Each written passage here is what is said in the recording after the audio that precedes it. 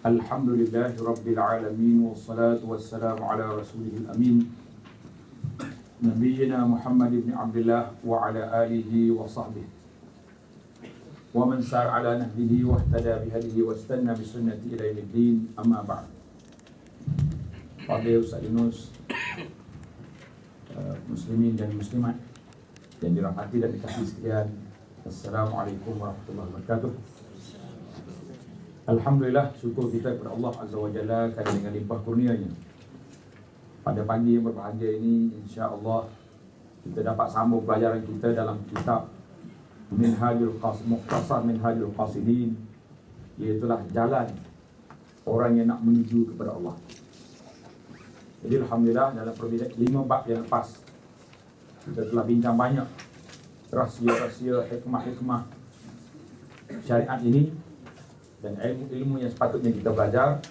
Sambungan pada kali ini iaitulah bab yang ke-6. Siri kita pun siri yang ke-6, bab yang ke-6, Kitab Adabil Quran Karim wa Zikri Fadlihi. Kitab Adab Al-Quran Karim dan kelebihan Al-Quran. Jadi alhamdulillah, inilah perjuangan kita, inilah agenda hidup kita. Kita nak duduk menjadi ahlul Quran, ia menjadi ahli yang orang yang rapat dengan Allah Azza wa Jalla. Jadi dalam bab ini, pengarang kitab ini rahimahullah telah menyebut kepada kita, yang pertama kelebihan Al-Quran, yang kedua disebut tentang adab baca Quran, dan juga ada adab tentang mengelokkan suara.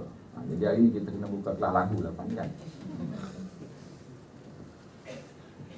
Adab Al-Quran ini, yang pertama kita bincang tentang Fadailul Quran. Kelebihan Al-Quran yang paling besar ialah Al-Quran merupakan kalamullah Azza wa Jalla. Apa makna kalamullah?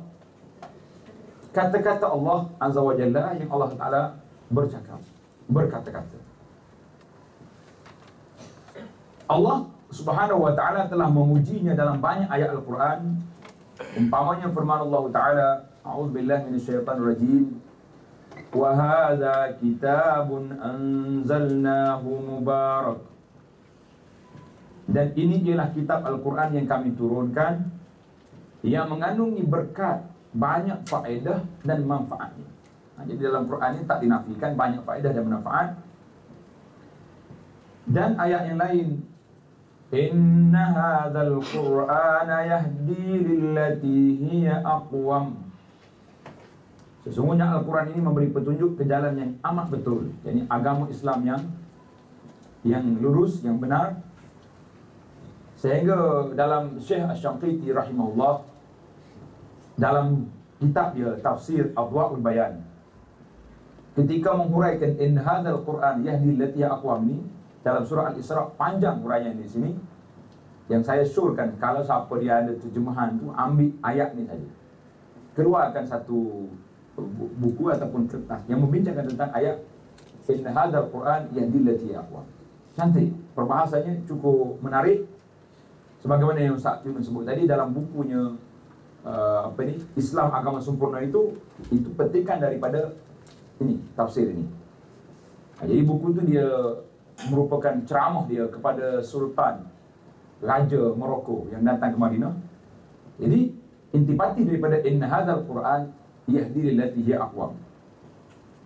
Al-Quran ini membawa jalan yang petunjuk yang betul. Yang sifatnya lain, Allah sebutkan Al-Quran ini la ya'tihil batilu min baini yadayhi wa la min khalfih, yang tidak dapat didatangi sebarang kepalsuan dari mana-mana arah dan sudut. Jadi orang tak mampu nak pesok Al-Quran, memang tak mampu. Nak tukar ayat Al-Quran, tak mampu. Kalau cuba nak buat juga, memang tidak akan berjaya. Sebab apa tak berjaya? Allah jaga Al-Quran ini. Tak boleh orang nak palsukan, nak menyelewengkan fakta. Yang bolehnya, mereka boleh menjauhkan manusia daripada Al-Quran. Berjaya tak berjaya? Sangat berjaya. Jadi kerana itulah bila kita tengok, bila sewaktu penjajah datang dulu ke mana-mana negara umat Islam, dia tidak pesok, dia tidak jauhkan manusia daripada Al-Quran. Dia beri benar baca Quran, boleh buka kelas Quran dan boleh musyawarah Al-Quran. Dia akan mungkin musyawarah Al-Quran juga mendapat sambutan ataupun diberi kelonggaran untuk buat perkara ini. Kerana dia tahu syiar Islam tidak akan terlaksana hanya sekadar musyawarah. Musyawarah di mana-mana atas dunia ni semua boleh musyawarah. Musyawarah setakat nak berlagu sampai merah muka-muka, lepas tu balik senyap gitu, ya tak jadi. Al-Quran bukan nak diturunkan untuk musyawarah saja. Allahu Akbar. Nah, jadi naknya pelaksanaan yang dibuat dalam ayat ini cukup panjang ni apa yang telah kita perbincangkan. Itu beberapa ayat petikan daripada Fadailul Quran yang menyebut tentang Allah Ta'ala puji Al-Qurannya sendiri. Allah puji Quran dia, maka kalau Allah puji, menjadi tanggungjawab kepada hamba-hambanya bukan sekadar puji, berpegang dan beramal dengan apa yang ada dalam Al-Quran. Kita berpindah pula kepada hadis-hadis Nabi SAW yang menyebut tentang Al-Quran. Al-Imam Al-Bukhari rahimahullah meriwayatkan dari hadis Utsman bin Affan radhiyallahu anhu bahawa Nabi SAW bersabda, khairukum man ta'allama al-Qur'ana wa 'allamahu. Sebaik-baik kamu ialah orang yang mempelajari Al-Quran dan mengajarkannya. Jadi dalam hadis ini dua pihak dapat. Ustaz pun dapat, murid pun dapat. Ini kelebihan kita. Mana ustaz yang mengajar dapat juga kelebihan, anak murid yang mengaji pun dapat juga. Jadi inilah di antara satu amalan yang dapat dua-dua pihak dapat. Pelajar dengan guru. Khairukum man ta'allama al-Quran. Orang yang baik di kalangan kamu ialah orang yang belajar Al-Quran dan yang mengajarkannya. Hadis ini dalam Bukhari. Anas radhiyallahu anhu meriwayatkan bahawa Rasulullah sallallahu alaihi wasallam bersabda, inna lillahi azza wa jalla ahlina minan nas. Qila man hum ya Rasulullah? Qala ahlul Quran hum ahlullahi wa khassatuhu. Allah mempunyai golongannya di kalangan manusia. Jadi ada ahli dia. Jadi siapa ni nak jadi ahli, nak jadi member, terus daftar diri. Nombor ahli tidak ada. Jangan cari nombor pula. Kalau nak daftar ni, biasa orang nak daftar, nak nombor dulu. Dah. Macam saya cerita orang tu nak keluar daripada mazhab Syafi'i. Saya cakap boleh, saya boleh uruskan, tapi buat mari nombor ahli tu, baru kita boleh keluar ke tukar dia punya pendaftaran kepada mazhab Hambali contohnya. Jadi dia ahli di sini dengan tidak perlulah member dia ni online je, tak payah ada nombor. Itu lebih hebat daripada yang bernombor ni. Jadi dia kata, sahabat tanya, ya Rasulullah, manhum, siapa mereka itu? Ahlullah ni siapa? Jawab Nabi SAW, Ahlul Quran. Mereka itulah golongan Allah dan yang teristimewa di sisinya. Siapa dia rasa dia nak jadi Ahlullah, maka dia jadi Ahlul Quran. Orang yang baca Quran, orang yang hafal Quran dan orang yang memahami Al-Quran. Dalam hadis lain diriwayatkan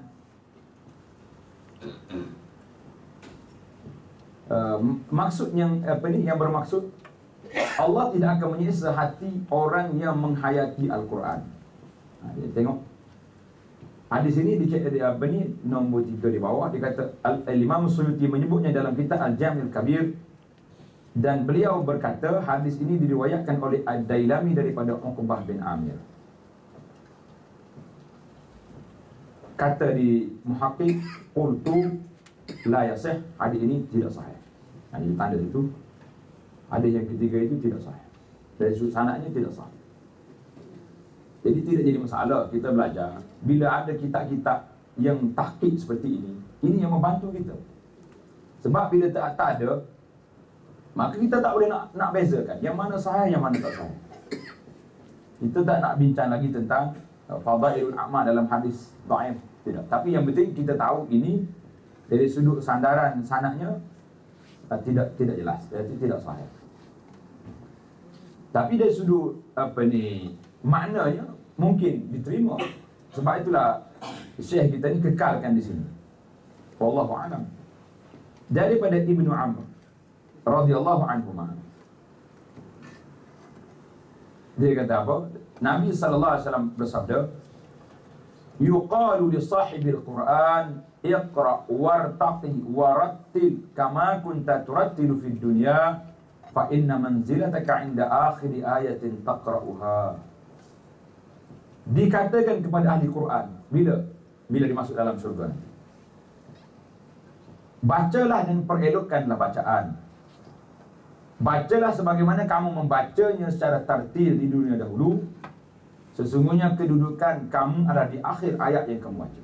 Jadi lagi banyak ayat, lagi tinggi darjat dia, yang kita akan naik sampai kepada Al-Firdaus Al-A'la minal Jannah. Al-Imam At-Tirmizi rahimahullah telah mentashihkan riwayat ini, dan ulama-ulama lain pun yang kemudian ini mengatakan isnadnya.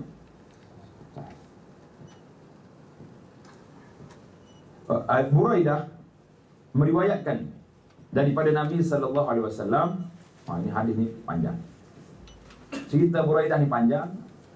Saya pun sebut riwayatkan daripada Buraidah sebab muhakkik kata di sini hadis ini diriwayat, tengok Imam Ahmad, terdapat rawi-rawi seorang yang dhaif. Kita baca untuk maklumat kita. Pada hari kiamat kelak, ketika kubur terbelah, Al-Quran akan datang menemui setiap orang yang membacanya dalam bentuk seorang laki-laki yang pucat wajahnya. Al-Quran berkata, adakah kamu mengenaliku? Dia menjawab, aku tidak mengenalimu.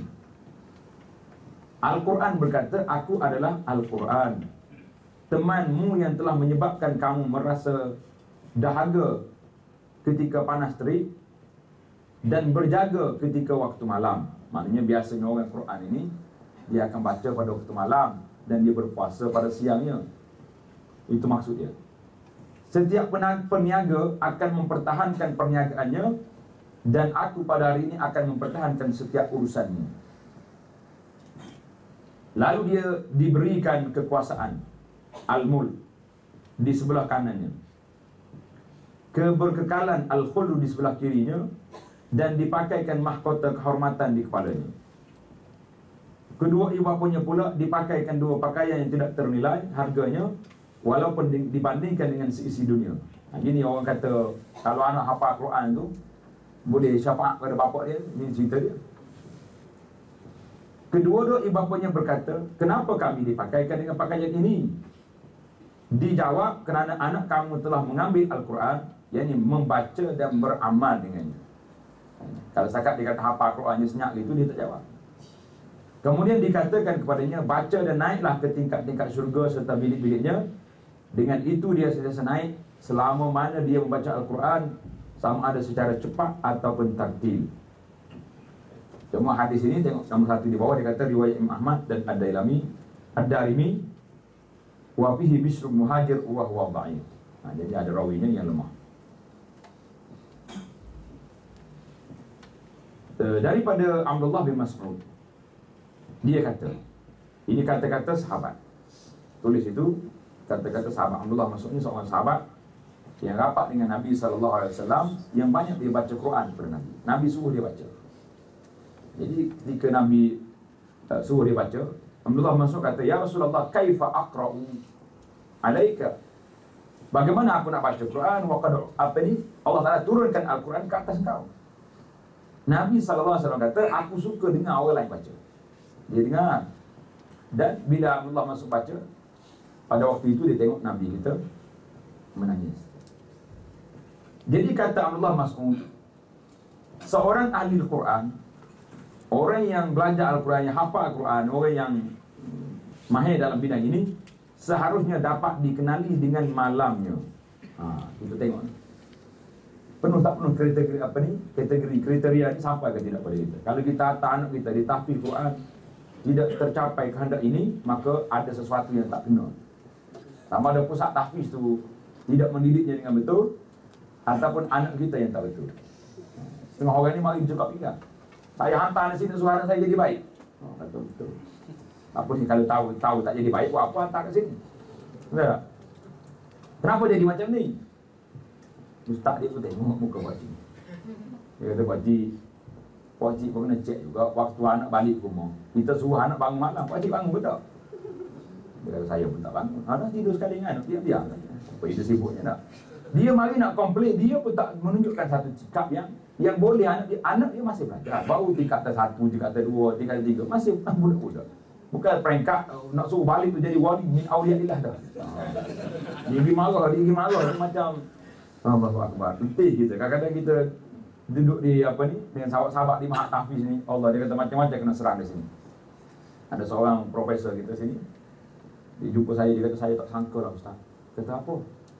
Kenapa budak-budak Mahat Tahfiz nakal? Saya ingat orang dah masuk Quran ni semua jadi wali dah kau. Allah, saya kata macam ni senang lah. Mana tiket surga itu Mahat Tahfiz. Jadi dia pun kadang-kadang dia rasa terkilan lah. Betul juga, kita pun tidak nafikan sepatutnya lebih baik ke arah. Tapi kesilapan-kesilapan itu mungkin daripada dua pihak. Daripada pihak kita sendiri, daripada pihak pengurusan. Jadi boleh dinilai. Saya baca cerita Ibn Mas'ud, saya rasa macam satu satu skema yang perlu diambil, diperhatikan kepada pihak-pihak pengurus Mahat Tahfiz, kena ambil kira benda ni. Jadi Ahlul Quran seharusnya dapat dikenali dengan malamnya yang digunakan untuk beribadah, sedang manusia lain nyenyak tidur. Satu. Dan pada siangnya dengan berpuasa, sedang manusia lain berbuka puasa. Dan dia juga seharusnya dikenali dengan sedihnya ketika manusia lain bersukaria, dengan esak tangisnya ketika manusia lain bergelak ketawa, dengan diamnya ketika manusia lain sedang banyak bersembang, dan dengan khusyuknya ketika manusia lain bersikap takabur. Walhamdulillah. Nampak sangat kesan Al-Quran itu turun di kepribadian. Bukan makna dia tak boleh senyum, tak ada. Itu bukan manusia itu. Itu sudah jadi malaikat kan? Sudah jadi makhluk lain. Nah, kita manusia, tapi ada waktunya yang kita nampak kepribadian orang ni sangat hebat. Itu kata Ibn Mas'ud. Dan ahli Al-Quran juga tidak seharusnya bersikap kasar, tidak seharusnya bersikap lalai, bersuara keras dan bengis. Ini berat-berat dia pukul. Sama juga kita, Al-Quran ke, Ahlul Hadis ke, golongan-golongan yang suka kepada sunnah ke, ini sikap ni bukan Al-Quran saja, pokok sunnah pun kena sikap macam ni. Tidak bersikap kasar, tidak bersikap bengis. Kalau ada perkara-perkara yang kita rasa tidak kena, kita boleh menangani dengan cara yang baik, dengan selesa, yang tidak menimbulkan huru-hara dan tidak menimbulkan perpecahan di kalangan, khususnya sama-sama kita. Kalau menimbulkan masalah, bermakna kita juga ada masalah. Ini bagi satu masalah juga.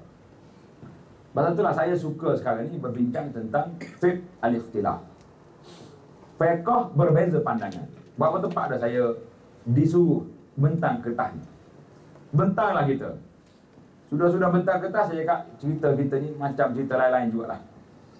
Dia panggil kertas kerja. Orang kerja tak? Itu situ, kertas kerja. Bagus, kertas kerja tu satu kajian, satu strategi yang kena buat. Kalau tak ada kertas kerja, tak ada paper. Tapi yang jadi papernya, worknya, orang tak work dia jadi masalah. Jadi kita kena baliklah kembali semula kepada adab-adab akhlak yang ada ini untuk mengharmoni dan menjernihkan suasana di atas dunia hari ini. Al-Fudail Ibn Iyad, seorang hebat ni, ahli ibadat yang kuat. Fudail Ibn Iyad rahimahullah berkata, Hamilul Quran, ahli Al-Quran, iaitulah orang yang membawa Al-Quran. Jadi orang yang pandai, orang yang reti Al-Quran ini ialah pembawa panji Islam. Dia sepatutnya tidak seperti orang yang lalai, lupa dan berseronok demi membesarkan Allah Azza wa Jalla. Jadi jangan lebih sangat. Jangan lebih sangat. Sepatutnya dia tidak harus mengemukakan hajatnya kepada seorang. La ilaha illallah. Ini tinggi darjat dia. Tak boleh isi orang. Minta permohonan-permohonan tak boleh. Nak kata apa? Tak boleh minta permohonan dengan orang. Tetapi orang lain yang sepatutnya mengemukakan hajat mereka kepadanya. Orang lain buka hajat pada dia. Allahu Akbar. Orang yang tinggi darjatnya, dia makamnya sangat sangat tinggi. Bila dia bercakap di atas rasa realiti. Bila kita bercakap di atas rasa teori, sangat hebat waktu membentangkan tajuk.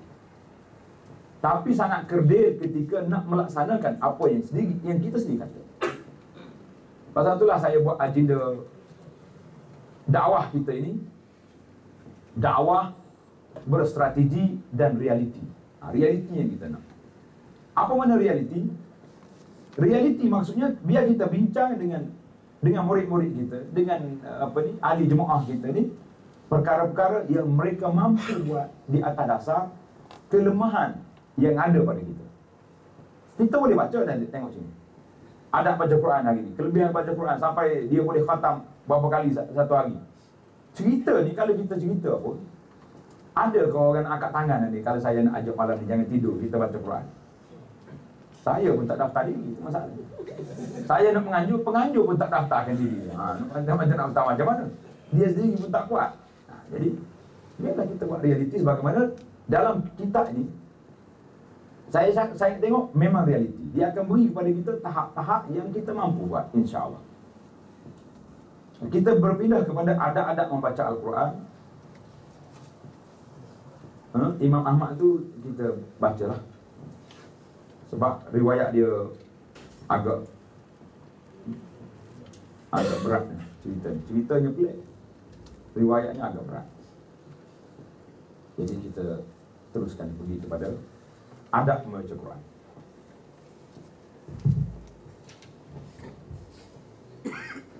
Faslun fi adabit tilawah. Faslun fi adabit tilawah. Fasal adab-adab membaca Quran. Alhamdulillah, saya yakin dan percaya muslimin yang ada bersama kita ni dan kebanyakan yang ada atas dunia hari ni suka baca Quran. Suka tak suka? Alhamdulillah, satu budaya yang baik. Waktu ana bersama dengan sahabat-sahabat di bahagian dakwah, kempen nak bagi Quran seorang satu kepada masyarakat. Kita kempen, saya cakap nak bagi mana? Penganjur dia kata nak lebih kurang dalam 10,000 buah lah. Mana sekurang-kurangnya satu rumah dapat satu Quran. Kita tak nak ambil lah surah-surah Yasin. Dulu bagi surah Yasin, dia cakap tak, nak bagi Quran penuh. Sebab kita kempen baca Quran seluruhnya. Dan Yasin ada dalam tu, jangan bimbang. Takut dia kata tak. Setengah orang ni tak. Pasal ada orang tanya, saya pun tidak terfikir, anak orang Islam yang hidup dalam negara Islam Malaysia ini, dia terfikir, dia kata Yasin itu Quran mana? Dia tanya. Sebab dia dicetak berasingan daripada Quran Mushaf yang ada lagi.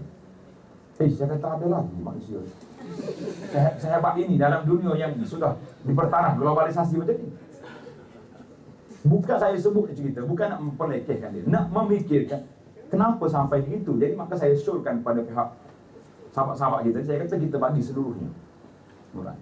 Jadi waktu nak bagi, dia cari orang tu, suruh saya kontak kedutaan nak minta. Saya kata tak payah.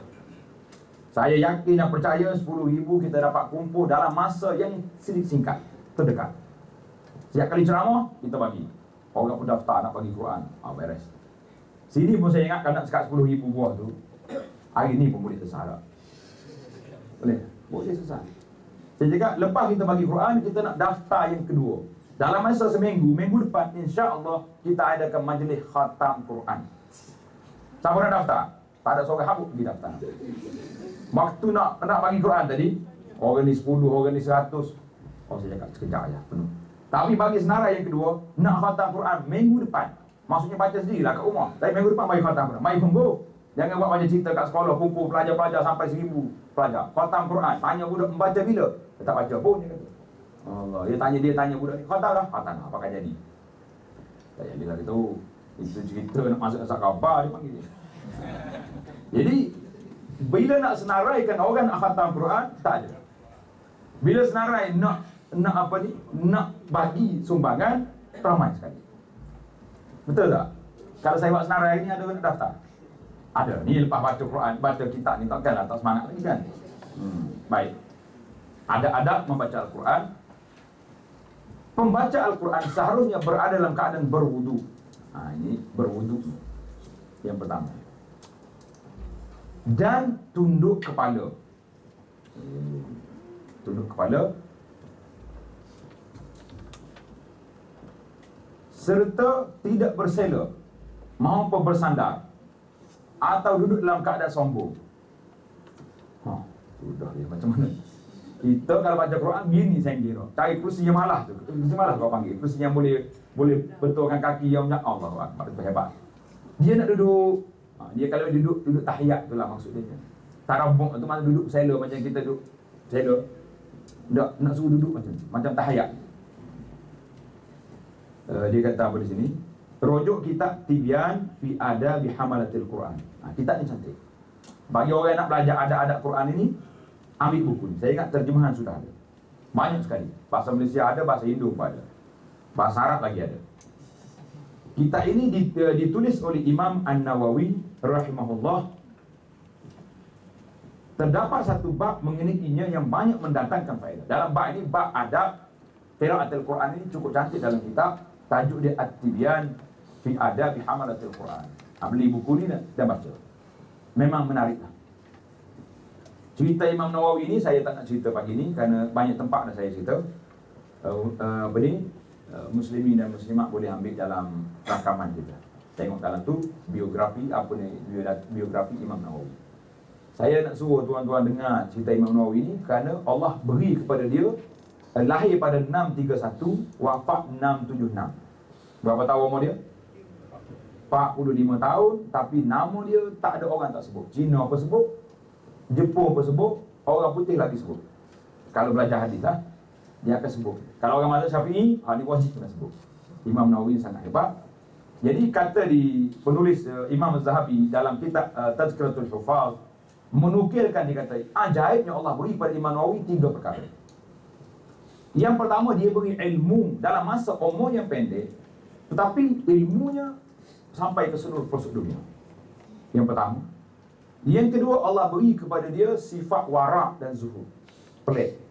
Waktu dia belajar, umur 19 tahun, dia pindah daripada kampung dia pergi ke Dimash, tempat perang hari ini. Damsyik tu, dia masuk universiti sana, Universiti Ar-Rawahiyah. Bila duduk di Damsyik, dia tak makan buah-buahan yang ada di Damsyik, kecuali ayah dia bawa daripada kampung mari sini.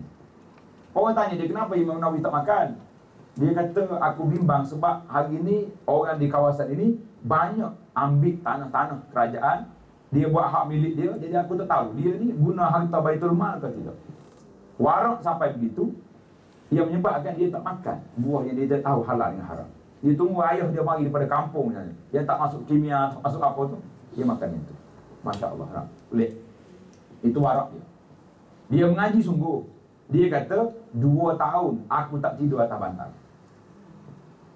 Tak tidur atas bantal. Dia tidur, kalau dia mengantuk, tidur ini, temengguk itu. Itu bila dia sedar, astagfirullahaladzim, ruginya masa. Ruginya masa. Allahu Akbar. Biarlah kita cerita orang baik-baik ni. Kerana Ali Syahir kata, mu dengarlah cerita orang yang hebat. Kalau tak jadi macam dia pun, boleh nak ikut setengah-setengah daripada akhlak dia. 6 tahun dia kata, aku belajar 12 subjek satu hari. Sambil berjalan, aku baca. Dia duduk baca dah, berjalan membaca juga. Itu yang ketiga, kehebatan Allah Ta'ala beri kepada dia, ketegasan ilmunya dalam menyampaikan maklumat. Tegas. Tidak ada lebih yang tegas sebagaimana yang kita baca dalam biodata, dalam biografi dia tu. Tuan-tuan boleh dengar cerita ringkasnya dalam rakaman yang telah saya buat itu, dan boleh belilah buku-buku tentang Imam Nawawi. Jadi dalam kitab di Adabi Hamalatil Quran, ketika membaca Al-Quran, yang paling baik, tanda sini, kita letak nombor sini, sebab dalam buku ni tak ada. Dalam buku Arab dia ada fa'amma tu bahasa Arab, wa afdal ahwal. Dia kata keadaan baca Quran yang paling baik, yang paling afdal, ialah ketika berdiri di dalam sembahyang yang didirikan di masjid. Jadi kita nak baca dalam salat. Mana kalau tak pergi masjid pun, biar kita baca di rumah kita, tapi dalam salat. Hari ini timbul soalan. Dia kata macam mana nak baca dalam salat kita tak hafal Quran? Kan banyak orang beli lagi Quran besar-besar tu. Letak situ baca. Boleh baca tak? Boleh. Cakap nak belik layan tu, janganlah bergerak banyak sangat, tak ada masalah. Ada setengah alat yang saya tengok hari ni. Dan kalau di China yang saya pergi tengok tu, memang dia buat skrin besar. Dia punya remote duduk dekat kaki. Bila habis satu muka, dia tekan, sok naik yang lain. Siapa nak jadi wakil, pergi cari kat China. Cantik. Itu tekan kaki. Tak, naik, lalai. Kita sambung baca Quran lagi. Kalau tak mampu baca berdiri, boleh duduk. Duduk atas kursi. Semayang sunat tak apa duduk. Jadi naknya, yang terbaik, baca Quran dalam salat. Cobalah buat, insya-Allah boleh. Itu dia panggil keadaan yang paling afdal. Jadi kalau tak mampu berdiri, duduk. Tak mampu dalam salat, duduklah ke mana-mana pun. Yang kedua, kadar bacaan. Berapa banyak kita nak baca satu hari? Ia berbeza mengikut kebiasaan ulama salaf. Dia cerita ulama ni, tak apalah. Di kalangan mereka ada yang khatam Al-Quran setiap hari. Boleh sini? Tak boleh. Ada yang khatam lebih dari sekali dalam satu hari pula dah. Lagi naik atas dia. Jadi dalam muhakkik kitab ni kata, tengok nota kaki yang ketiga, ajaran Rasulullah sallallahu alaihi wasallam ialah tidak mengkhatamkan Al-Quran kurang dari 3 hari dan tidak terputus dari membacanya lebih daripada 40 hari. Kita ambil yang ni pun tak apa, tapi jangan lebih daripada 40 hari. Boleh?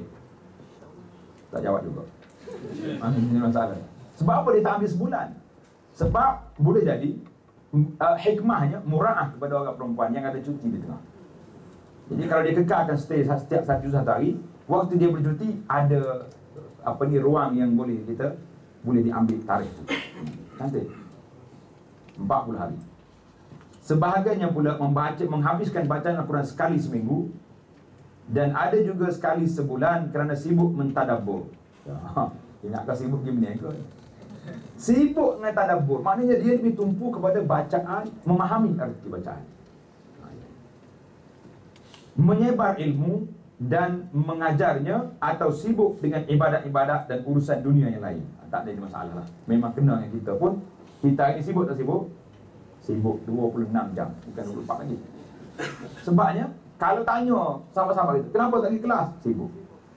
Kenapa tak pergi masjid? Sibuk. Tu je jawapan dia. Sibuk je. Yang lain tak ada. Yang paling elok, ni. Yang paling eloknya ialah membacanya selagi tidak menghalang dari melakukan kerja yang penting dan tidak membebankan badan, serta tidak mengabaikan bacaan secara tartil dan memahaminya. Jadi kita cuba ambil jalan yang tengah. Kita baca Quran sekali dengan faham. Ambillah terjemahan-terjemahan yang ada itu. Saya tengok kalau terjemahan versi Malaysia yang agak panjang sedikit, iaitulah terjemahan pimpinan Ar-Rahman. Kalau yang nak ringkas, terjemahan yang dikeluar oleh King Fahad, printing komplek, Mujamak Malik Fahad Madinah tu cantik. Sebab dia ringkas tapi ada nota kaki kat bawah. Boleh kita faham lah, boleh kita faham yang ada. Tapi kalau baca yang panjang-panjang, jadi kita nak campur di antara dua, nak faham makna dia dan nak habiskan, nak khatam Al-Quran. Jadi cuba ambil dua. Abdullah bin Abbas radhiyallahu anhuma berkata, apa dia kata? Membaca Al-Quran, membaca surah Al-Baqarah dan Ali Imran secara tartil, dua surah ni, dan mentadabburnya lebih aku sukai daripada aku membaca seluruh Al-Quran secara pantas. Itu pandangan Abdullah bin Abbas. Dia kata daripada baca tak tahu apa, baiklah kita baca sedikit tapi faham erti dan maknanya. Kerana tujuan Al-Quran ini liyadabbaru ayati, sebut dalam ayat yang kita baca tadi. Sesiapa yang punya masa, ini nasihat kita semua. Sesiapa yang punya masa, ambillah peluang dengan memperbanyakkan bacaannya supaya mendapat pahala yang lebih banyak. Sayyidina Utsman bin Affan radhiyallahu anhu telah membaca Al-Quran dalam satu rakaat witir. Masya Allah. Satu rakaat witir habis khatam Quran itu. Manakala Imam Asy-Syafi'i rahimahullah mengkhatamkan Al-Quran sebanyak 60 kali di bulan Ramadan. 2 kali satu hari maknanya. Hari satu, malam satu.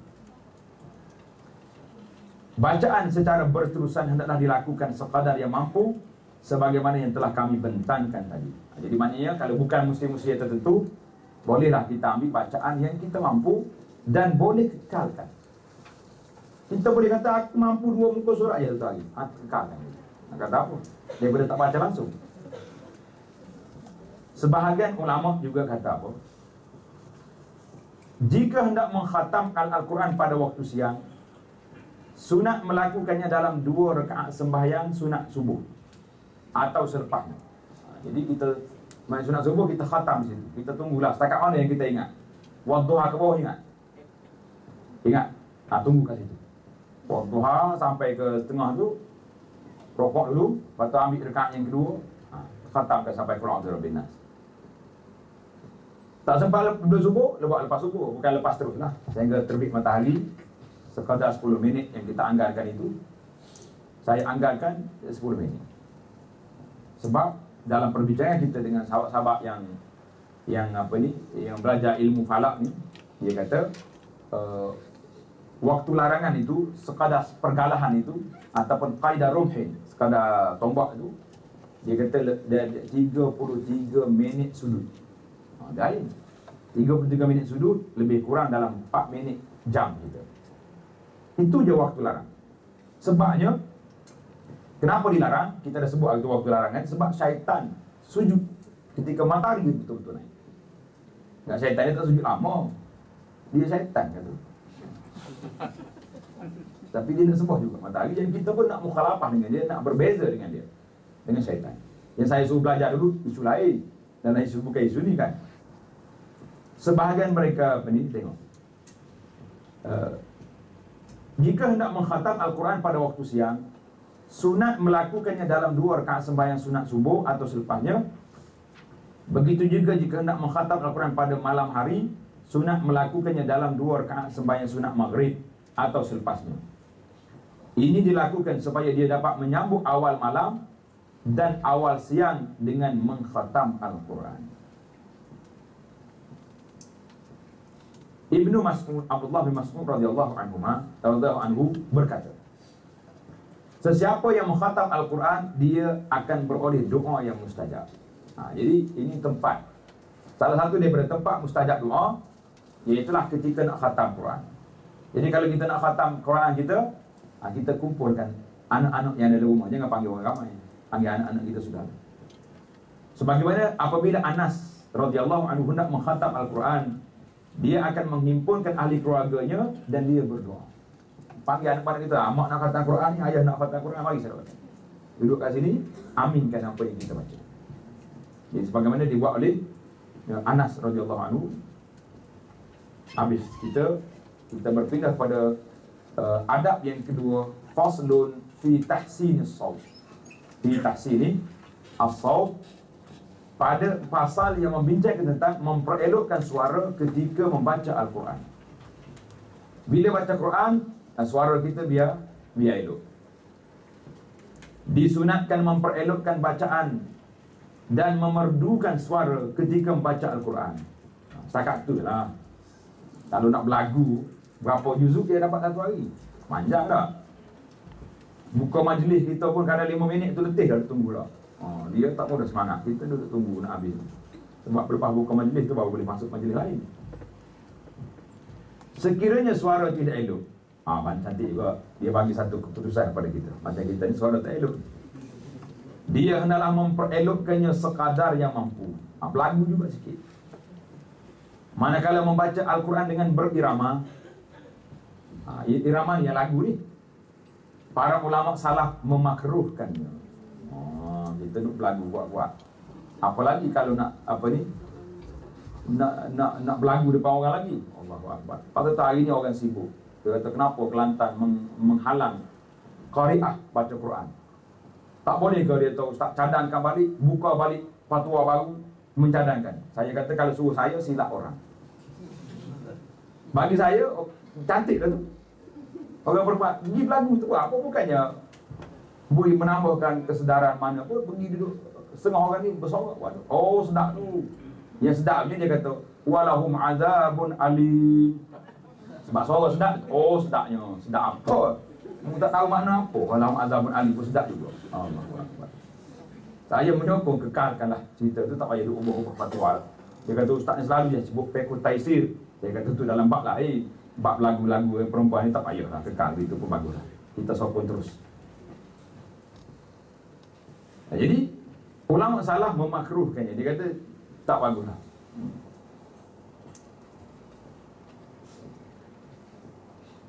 Sunat membaca Al-Quran dengan sembunyi, baca perlahan. Maksud sembunyi itu baca perlahan. Jangan pergi saya nak baca Quran ni, kaki bilik gelak-gelak.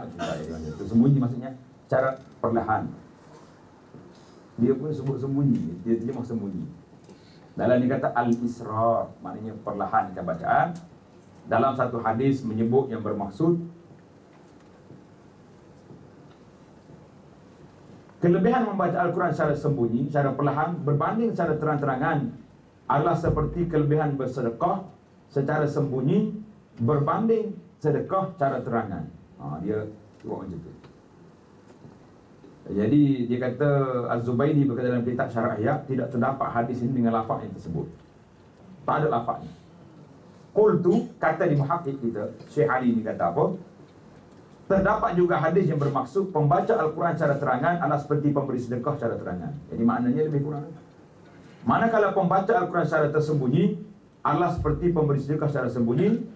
Hadis ini riwayat Abu Daud, At-Tirmizi, An-Nasa'i daripada Uqbah bin Amir dengan sanad yang hasan. Jadi boleh terimalah apa yang disebut itu. Jadi kita baca perlahan, baca tidak kuat. Sekadar yang kita dengar je lah.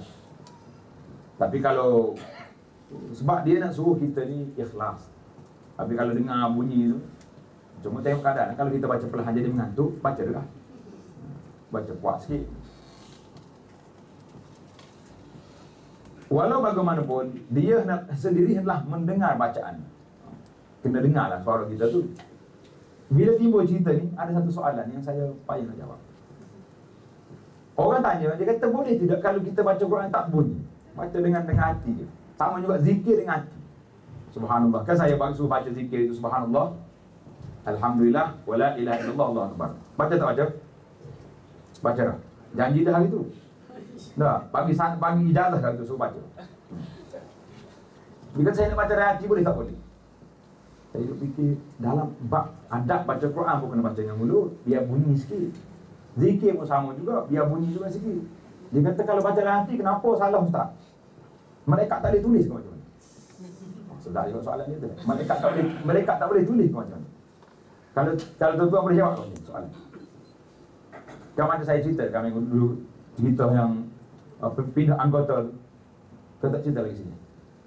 Cerita dah? Belum? Kat sini lain banyak kali tu cerita.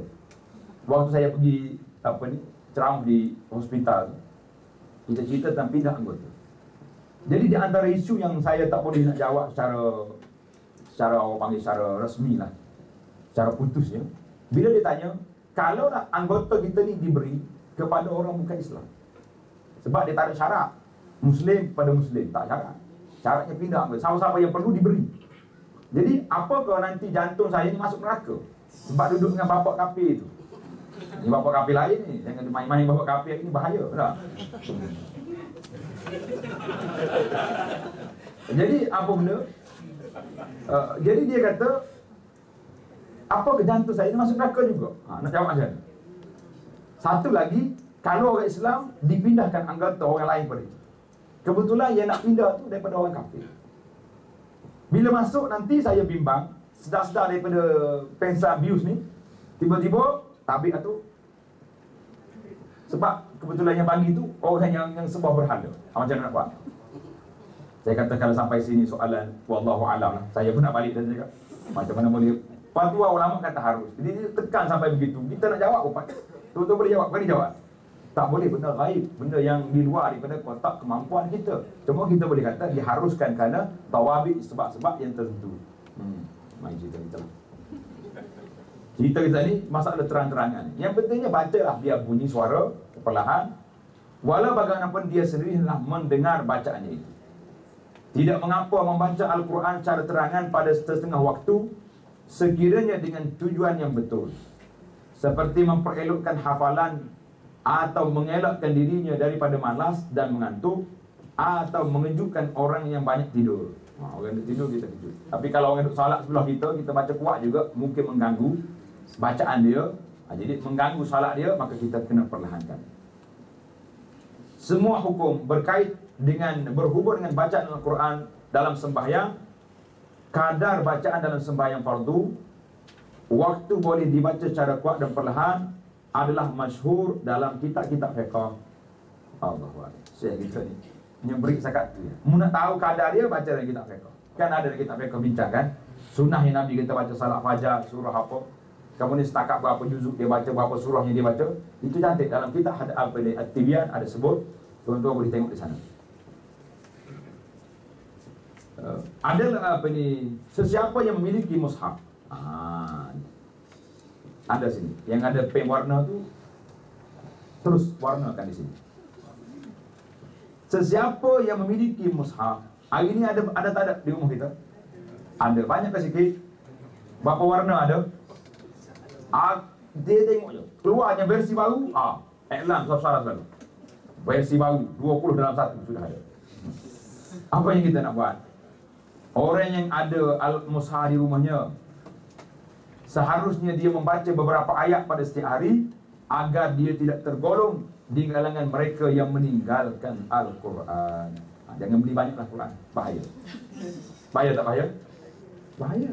Jadi Al-Quran mahjur, maknanya ditinggalkan begitu saja. Tunggu ada orang mati baru cari Quran. Ada satu kes berlaku, mati. Jadi orang pergi ramai kat rumah dia. Jadi dia kata, marilah Quran ni nak baca. Saya tak bincang tentang hukum ni, cerita, hikayat. Jadi bila nak baca, bisik-bisik kat dapur, suami isteri dah merah muka, ada yang pucat, ada merah. Rupanya cari Quran tak ada dalam rumah. Tak ada Quran dalam rumah. Tuan-tuan boleh bayangkan seorang Muslim tak ada Quran dalam rumah. Macam mana kita nak fikir sampai begitu? Tidak ada.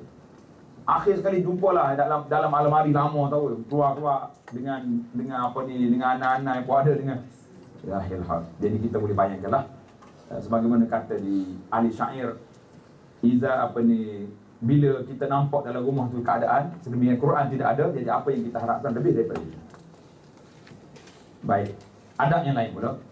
Pembaca Al-Quran hendak memerhatikan betapa Allah Azza wa Jalla amat lemah lembut dalam menyampaikan maksud kalamnya kepada kefahaman mereka. Allahu Akbar.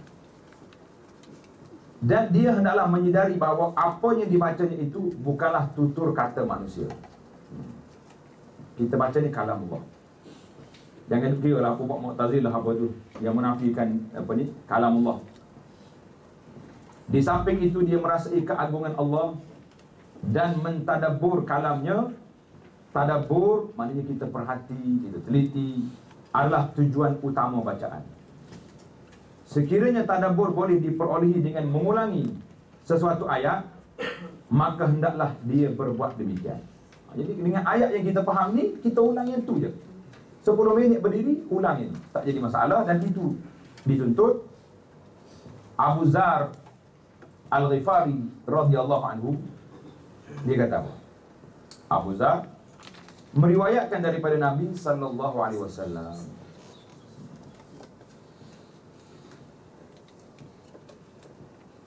bahawa baginda sallallahu alaihi wasallam telah bangun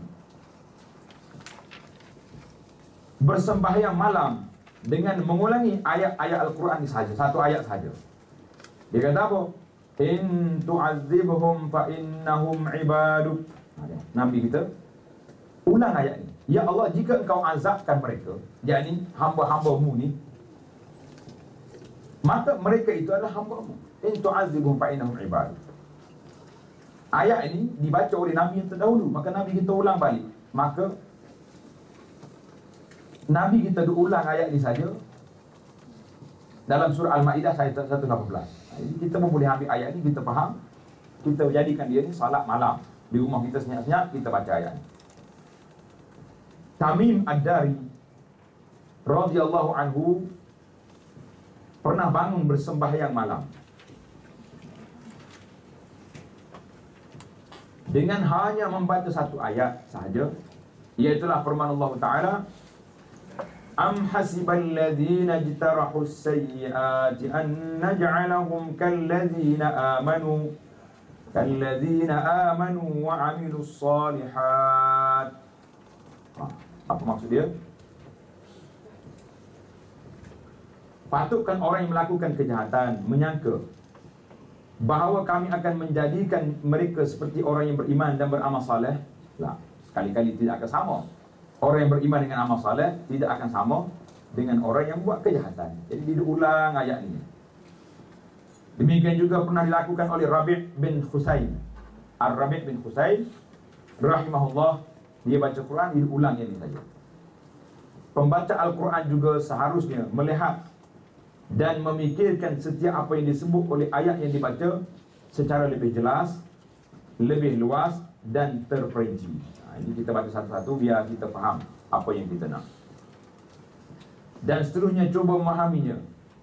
Apabila dia membaca ayat khalaqas samawati wal ard, segala puji bagi Allah yang telah menciptakan langit dan bumi. Kita baca ayat ni, apa kita nak? Dia adalah menyedari kebesaran dan kekuasaan Allah pada setiap perkara yang dia lihat. Jadi kita tengok, baca ayat. Apabila membaca ayat Quran, afara'aitum ma tumnun, mengapa kamu masih berdegil? Tidakkah kamu memikirkan keadaan air mani yang kamu pancarkan ke dalam rahim? Lepas itu jadi orang, jadi manusia. Surah Al-Waqi'ah. Apa yang kita kena fikir di sini? Dia adalah berfikir bagaimana air mani yang sama bentuknya itu boleh membentuk tubuh manusia yang terdiri daripada daging dan tulang, urat dan saraf, serta bentuk yang berbeza-beza yang terdiri daripada kepala, tangan dan kaki. Kemudian terbentuk daripadanya sifat-sifat yang mulia seperti pendengaran, penglihatan, akal dan lain-lain. Dia adalah meneliti segala kejadian ini. Jadi bila fikir ayat ini, kita fikir tentang proses kejadian manusia. Jangan duk fikir macam pokok kumpulan tajalli. Saya tengok dalam internet hari ni orang duk baca tentang kumpulan tajalli. Ini kena tak? Hidup balik pun. Kumpulan tajalli ni diasaskan oleh seorang kerja dia ambil Al-Quran macam bismillah. Saya ada buku dia dan saya tengok hidup balik. Dalil hidup balik ni dalam perbincangan dalam internet nampak. Kalau tari tajalli ni dia panggil ajaran Mak Laksmana. Ini telah diputuskan oleh Majlis Fatwa. Tengok dalam e-fatwa yang saya suruh tuan-tuan mengembara dalam tu sudah diputuskan dia sesat. Tapi ada pengikutnya. Bila dia sebut bismillah, dia tafsir dengan tafsiran lain. Ba tu Allah, saya pun tak nak sebut. Macam kumpulan baru yang baru timbul hari ni yang menabalkan Nabi sallallahu alaihi wasallam sebagai tokoh kagum dia tu lah. Apa benda yang kamu nak buat ni? Kenapa dikaitkan? Yang kita nak baca Al-Quran ini, kita nak berfikir apa kaitan dengan ayat Al-Quran yang mukjizat daripada Allah SWT beri kepada kita supaya kita berfikir. Apabila membaca ayat Al-Quran tentang berkenaan keadaan golongan pendusta, kita baca Quran, orang yang mendusta ayat Quran, orang ni baca ayat tentang Fir'aun, baca ayat tentang Numrud, baca ayat tentang kaum Samud, kaum Ad, kaum apa-apa yang ada ni, apa yang kita nak kata? Hendaklah dia merasa takut terhadap hukuman jika dia lalai melaksanakan perintah Allah. Jadi kalau kita baca ayat-ayat ini, jangan setakat kita seronok ya, Fir'aun mati, habis. Fir'aun mati kenapa? Sebab dia derhaka kepada Allah. Jadi aku yang derhaka ni macam mana? Jadi cuba kita fikir. Pembaca Al-Quran hendaklah membersihkan diri dari faktor-faktor yang menghalangnya memahami Al-Quran. Ini tanda. Halangan letak tadi tepi kat besar ada tepi tu. Halangan daripada memahami Al-Quran. Kita cuba hapuskanlah sifat-sifat ini. Contohnya, bisikan syaitan yang memberitahunya bahawa dia tidak menyebut sesuatu huruf dan makhraj dengan betul. Syaitan kata awak tak kena makhraj. Salah sebut tadi. Dia duk fikir ke makhraj tu sampai sudah baca Quran. Dia tak langsung, dia tak terfikir tentang makna Al-Quran. Nah, ini syaitan dia masuk strategi tak? Strategi memang hebat sekali dia punya ketahqiqan dia. Jadi yang menyebabkan dia mengulangi berkali-kali sehingga memesokkan tumpuannya untuk memahami makna ayat tersebut. Macam orang ni lah. Jadi kata kalau nak tengok cerita ni, baca dalam kitab Ibnu Jauzi, dalam kitab Talbis Iblis. Dalam tu sudah ada Talbis Iblis. Kalau kita perhati, betul sungguh saya perhati tengok, masyarakat kita dengan Quran, dia boleh menghabiskan masa pukul 12 malam taranum Quran, dia boleh tunggu nak ngaji dengan TV. Ngaji dengan TV. Semangat sungguh. Papa belit-belit lidah dah nak tarik ayat ni, nak suruh kena ni. Allahu Akbar. Tapi kalau orang ada tadabbur Al-Quran pukul 12 malam, tunggu tak tunggu? Tak semangat. Nah, jadi ini perbezaan. Kita hari ni nampak ambil luaran. Kita tidak ambil look antipati yang sepatutnya diberi tumpuan. Kita lebih kepada kerja-kerja yang yang pinggiran. Baca Quran bukan pinggir, minta maaf. Tapi bandingan yang mudah, kita tak ambil yang asas. Baca Quran semuanya boleh pahala. Tapi kalau tumpukan baca, masa yang ada itu dihabiskan untuk memahaminya pula, itu adalah yang sepatutnya. Antaranya juga, ini yang pertama, halangan yang pertama, iaitulah gangguan syaitan. Halangan yang kedua, tanda nombor 2 situ. Penghalang dari memahami Al-Quran ialah pembaca Al-Quran yang berterusan melakukan dosa atau bersifat takabur atau mentaati hawa nafsu wal-iyad billah. Ini memang pukulan maut atas kepala kita. Kena tak kena? Terasa tak terasa kita baca Quran tak manis? Ini punca rupanya. Berterusan melakukan dosa. Tengah ada baca Quran, berhenti sekejap, jawab SMS 4 orang. Buat tak buat lagu ni? Berlaku. Baca Quran, tengok SMS masuk. Nak baca Quran, tutup SMS, tali kat bawah. Silent, tutup. Oh, ini tidak, sebelah ni, sebelah ni. Tengok Quran, tengok ni. Nak jadi macam mana? Jadi dosa berterusan. Patutnya bila baca Quran, takut dengan dosa. Atau mempunyai bersifat takabur. Aku yang kena, orang lain tak kena. Ada juga lagi tu. Takabur tak takabur? Takabur. Atau mentaati hawa nafsu, masih lagi duduk dalam keadaan yang tidak patuh syariat. Ini menyebabkan hatinya gelap dan berkarat. Na'udzubillah. Ia seperti karat pada cermin yang menghalang daripada terserlahnya imej kebenaran. Cermin ni kalau tak cantik, kita yang lawan ni jadi uduh. Uduh tak uduh? Kenapa belok kan? Ada kan? Kalau ada tanya pesta-pesta tu, dia panggil bilik apa tu? Bilik cermin tu. Kalau masuk dalam tu bergerak gitu. Kepala saya ingin kaki ke atas macam-macam dia buat dah. Saya kena tipu sekali. Saya kata apa benda ni? Oh, dia kata ustaz masuk. Bayar tiket RM2. Masuk, saya tengok kalau aku tahu huluh lagu ni, aku tak masuk. Buat nanya aku sendiri je. Budak-budak kita ni nak explore. Masuk juga. Masa awal campus suruh masuk. Kalau tak masuk tak tahu cerita kan. Sebab kena boleh buat cerita lah. Jadi kalaulah hati tak bersih, dia tidak mencerminkan kepada kita gambaran sebenar keadaan kita. Kita rasa kita dah baik, dah comel, dah lawa, tapi yang kita sebenarnya duduk dalam keadaan bergulungan dengan maksiat dan kemungkaran. Hati seumpama cermin, manakala syahwat seperti karatnya. Makna dan pengertian Al-Quran pula seperti imej yang kelihatan pada cermin. Latihan membersihkan hati ialah dengan membuang kehendak nafsu sebagaimana kita menggilap cermin. Jadi saya dah beritahu kepada ahli jemaah sekalian, saya syorkan buku yang paling mudah untuk kita belajar, iaitulah kitab Penawan Bagi Hati. Mana anda dapat? Tengok dalam web Abu Anas Madani tu, buka dalam ruang rakaman. Saya sudah letak di situ 30 siri ceramah mengenai bagaimana nak membersihkan hati kita. Kita cubalah sama-sama bersihkan hati setakat mana yang dapat. Jadi daripada tak bersih terus, kotor terus. Jadi sekurang-kurangnya waktu kita dengar ceramah ni dapat juga sewaktu itu boleh gilap hati kita kan. Jadi pengalaman setakat saya letak rakaman ni 30 CD ni dalam dunia internet ni, biasa saya terima respon pukul 12 malam. Masuk SMS. Dia kata, Ustaz, terima kasih. Saya baru je khatam kitab Penawar Bagi Hati. Saya pun kadang-kadang terharu bila orang tulis panjang-panjang. Kita apa yang kita cakap, orang lain dapat manfaat. Kadang-kadang kita sendiri pun tidak manfaat. Biarlah kata aku menjadi lilin yang membakar diri, tapi yang cerahnya orang lain. Alhamdulillah, satu nikmat yang Allah Ta'ala beri. Kita rasa sumbangan yang kita beri tak seberapa ini ada manfaatnya. Jadi harapnya tuan-tuan dan puan-puan juga dapat manfaat daripada kitab Penawar Bagi Hati. InsyaAllah saya sedang usahakan kitab ini akan diterbit dengan cara yang lebih moden lah. Kitab tu payah nak baca. Kalau baca begini je, mungkin orang Melayu pun tak faham.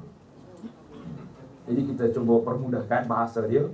Dan saya akan letakkan hadis-hadis yang berkaitan. Kalau dalam kitab tu hadis tak sahih, mungkin kita tukar kepada hadis yang lebih sahih. InsyaAllah kita akan wasanakan kitab itu secara berterusan. InsyaAllah. Pembaca Al-Quran juga adalah merasakan bahawa dirinya adalah sasaran kepada ayat dan janji buruk dalam Al-Quran. Ini jangan duduk baca asbabun nuzul.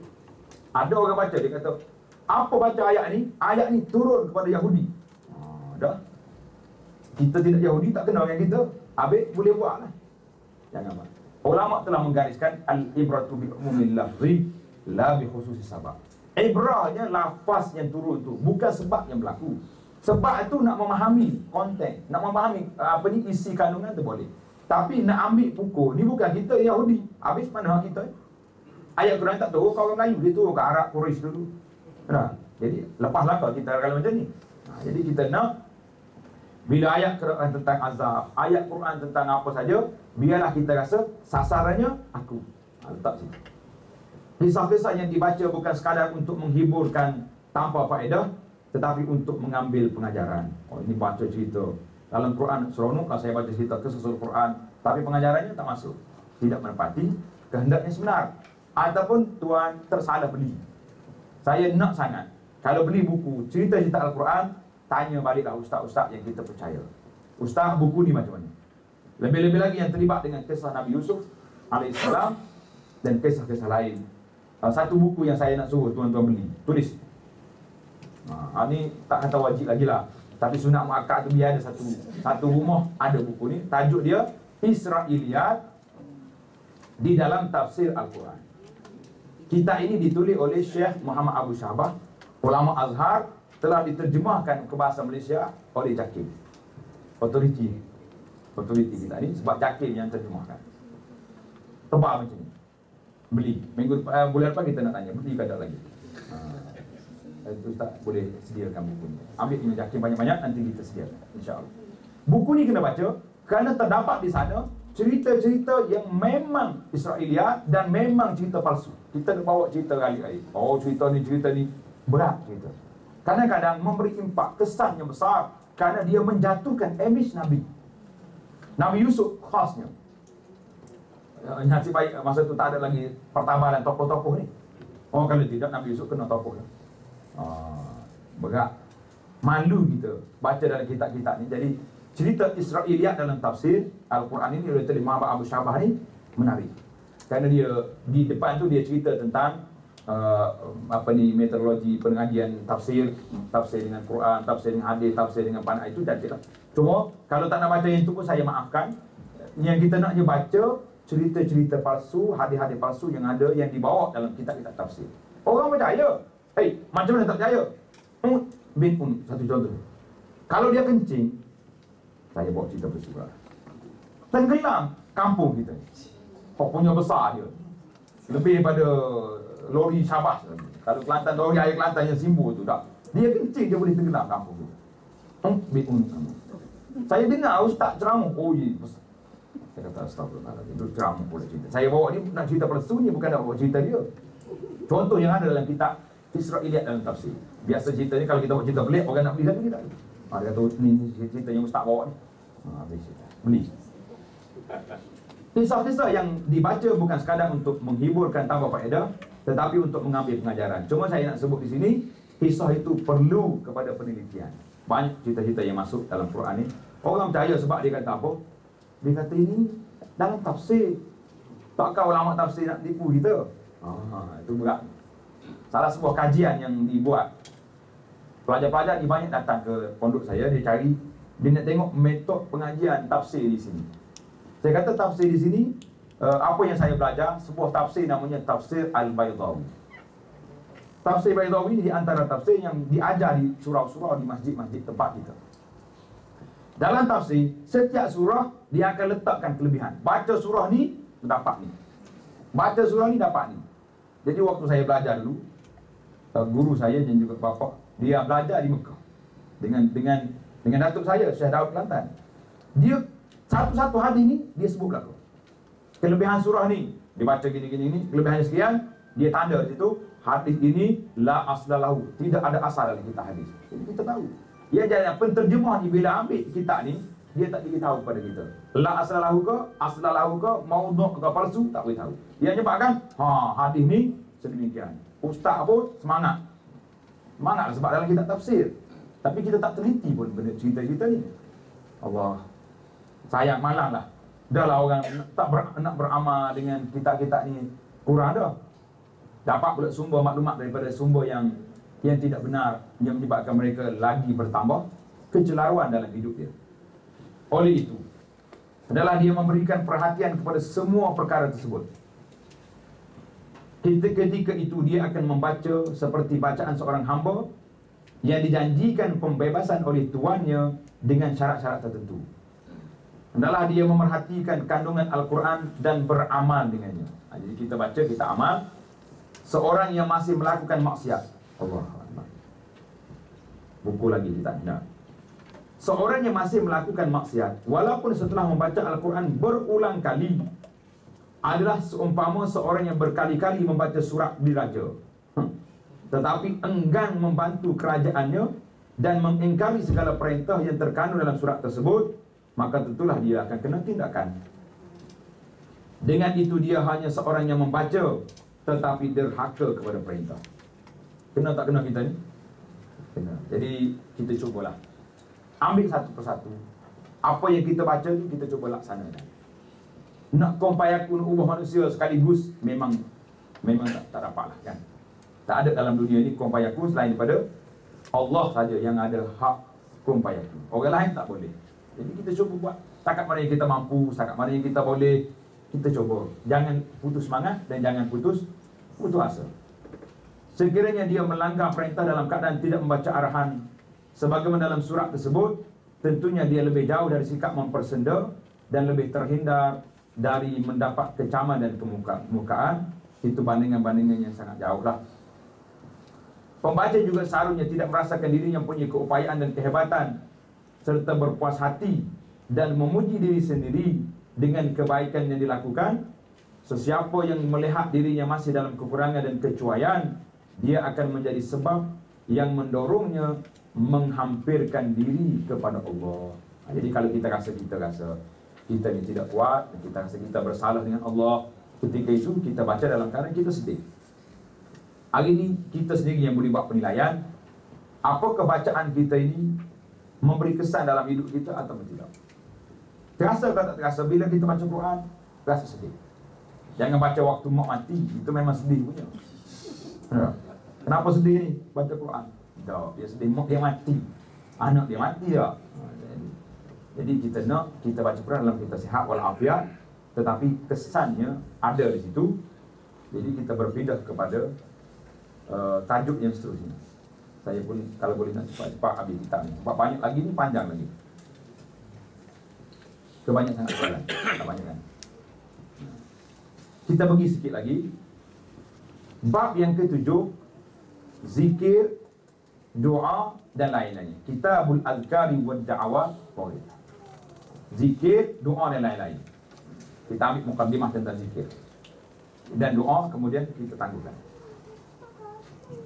Ibadat yang paling afdal yang ditunaikan melalui lidah, melalui lisan selepas daripada baca Quran ialah zikir dan doa yang tulus ikhlas, memohon segala hajatnya kepada Allah Azza wa Jalla. Kita tahu dah. Darjat yang pertama zikir lidah, yang kedua Al-Quran. Darjat yang kedua zikir dan doa. Kemudian barulah dimari perkara yang lain yang berkaitan seperti amal ma'ruf, nahi mungkar dan lain-lain lagi. Kelebihan zikir.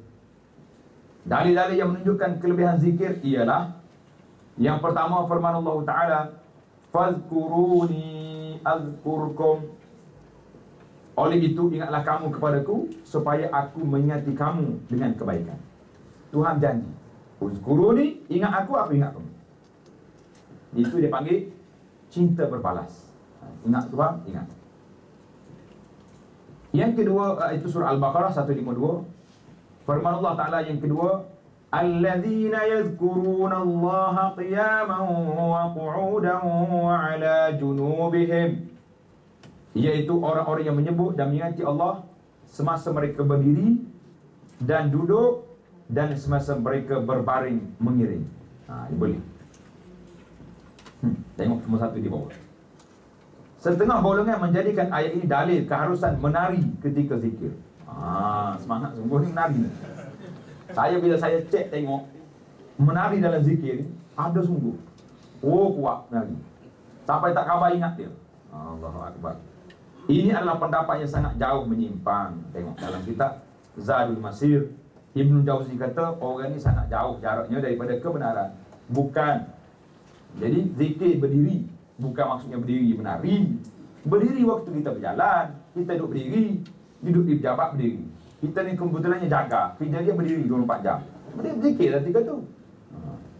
Kerja kita duduk atas kerusi, duduk tunggu meja, saudara. Zikir waktu tu. Kerja kita letih, pelak, duduk di rumah baring, boleh zikir. Zikir kita dah bagi dah. Apa kita kata? Subhanallah, Alhamdulillah, wala ilaha illallah, wallahu akbar. Boleh tak buat?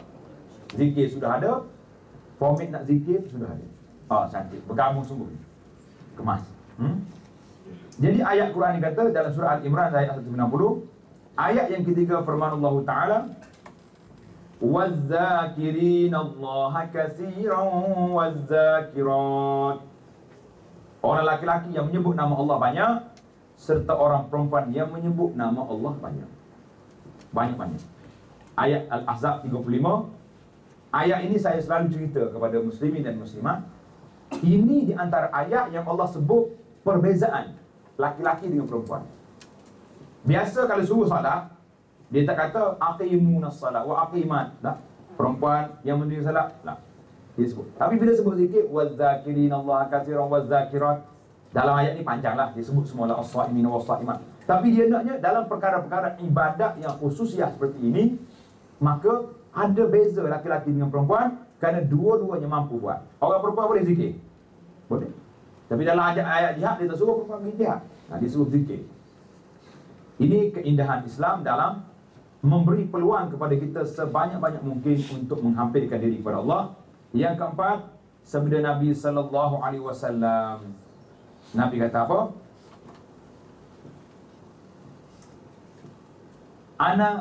Sesungguhnya Allah berfirman. Ini dia panggil hadis kursi. Firman Allah Ta'ala macam ni, hadis kursi, ana ma'a abdi ma zakarani. Ana ma'a abdi ma zakarani wa taharrakat bi syafatahu. Aku bersama hamba-Ku selama dia mengingatiku. Selama kita duduk zikir sebut nama Allah dan kedua bibirnya bergerak menyebut nama. Jadi ini kita kena faham betul-betul. Allah bersama di sini bukan mana duduk dekat dengan kita. Kalau Tuhan duduk sekali dengan kita, itu dia panggil golongan al-hulul wal ittihad. Puak-puak hululiyah ni, dia kata Tuhan duduk dalam diri dia. Tak ada dalam diri dalam poket aku ni kecuali Allah. Tuhan masuk dalam diri dia. Ini dia panggil kumpulan hulul. Hulul, kumpulan yang sesat, dan ittihad, Tuhan bersama dengan dia dalam fizikal. Yang kita katanya ma'iyatullah di sini, Allah Ta'ala bersama dengan kita dalam pertolongannya, dalam perhatian, dalam apa-apa yang kita nak faham. Yang keempat, jadi Tuhan janji kepada kita, aku bersama dengan hamba aku ni memberi pertolongan, memberi inayah, memberi bimbingan selama dia sebut pada. Yang kelima, dalam riwayat Muslim, Nabi SAW bersabda, la yaq'udu qaumun yadhkuruna Allah azza wa jalla illa hafathumul malaikatu wa ghasyiyatuhumur rahmatu wa nazalat alaihimus sakinatu wa zakarahumullahu fi man 'indahu. Di hadis ini panjang. Apabila satu kaum duduk berzikir kepada Allah, para malaikat akan melindungi mereka. Jadi ada ayat ni, hadis ni dia tak sebut di mana. Dalam hadis Muslim yang lain, Nabi sebut majtama'a qaumun fi baitin minallah, duduk di rumah Allah. Jadi waktu kita bahas tentang hadis ni, saya rasa itu zikir itu di rumah Allah khusus, yang ini dia tak sebut. Boleh jadi kita duduk rumah kita dengan keluarga kita sebut, boleh. Datang dalam dewan kita ni, kita zikir. Apa yang kita dapat? Para malaikat akan melingkungi mereka. Ada 4 kelebihan. Yang pertama, malaikat akan duduk sekali dengan kita. Ada tak ada malaikat sekarang ni? Ada. Nampak tak nampak? Sebab apa tak nampak? Sebab malaikat ni termasuk dalam al-imanu bil ghaib. Benda tak nampak. Kalau malaikat nampak, pelik, susah kita. Saya ingat tuan-tuan tak belajar, duduk tengok dia. Rawa malaikat. Cantik. Laki-laki tak, perempuan pun tak. Malaikat. Jadi, tak cara mengaji dah. Kalau malaikat mari ke rupa yang menakutkan pula, tak boleh mengaji kot, takut tengok malaikat. Kan tak takut kita. Allah Maha berkuasa, dia beri pada kita keimanan, percaya ada, tapi tak nampak. Yang kedua, dan mereka dilimpahi dengan rahmat. Majlis zikir, majlis ilmu ini ada rahmat.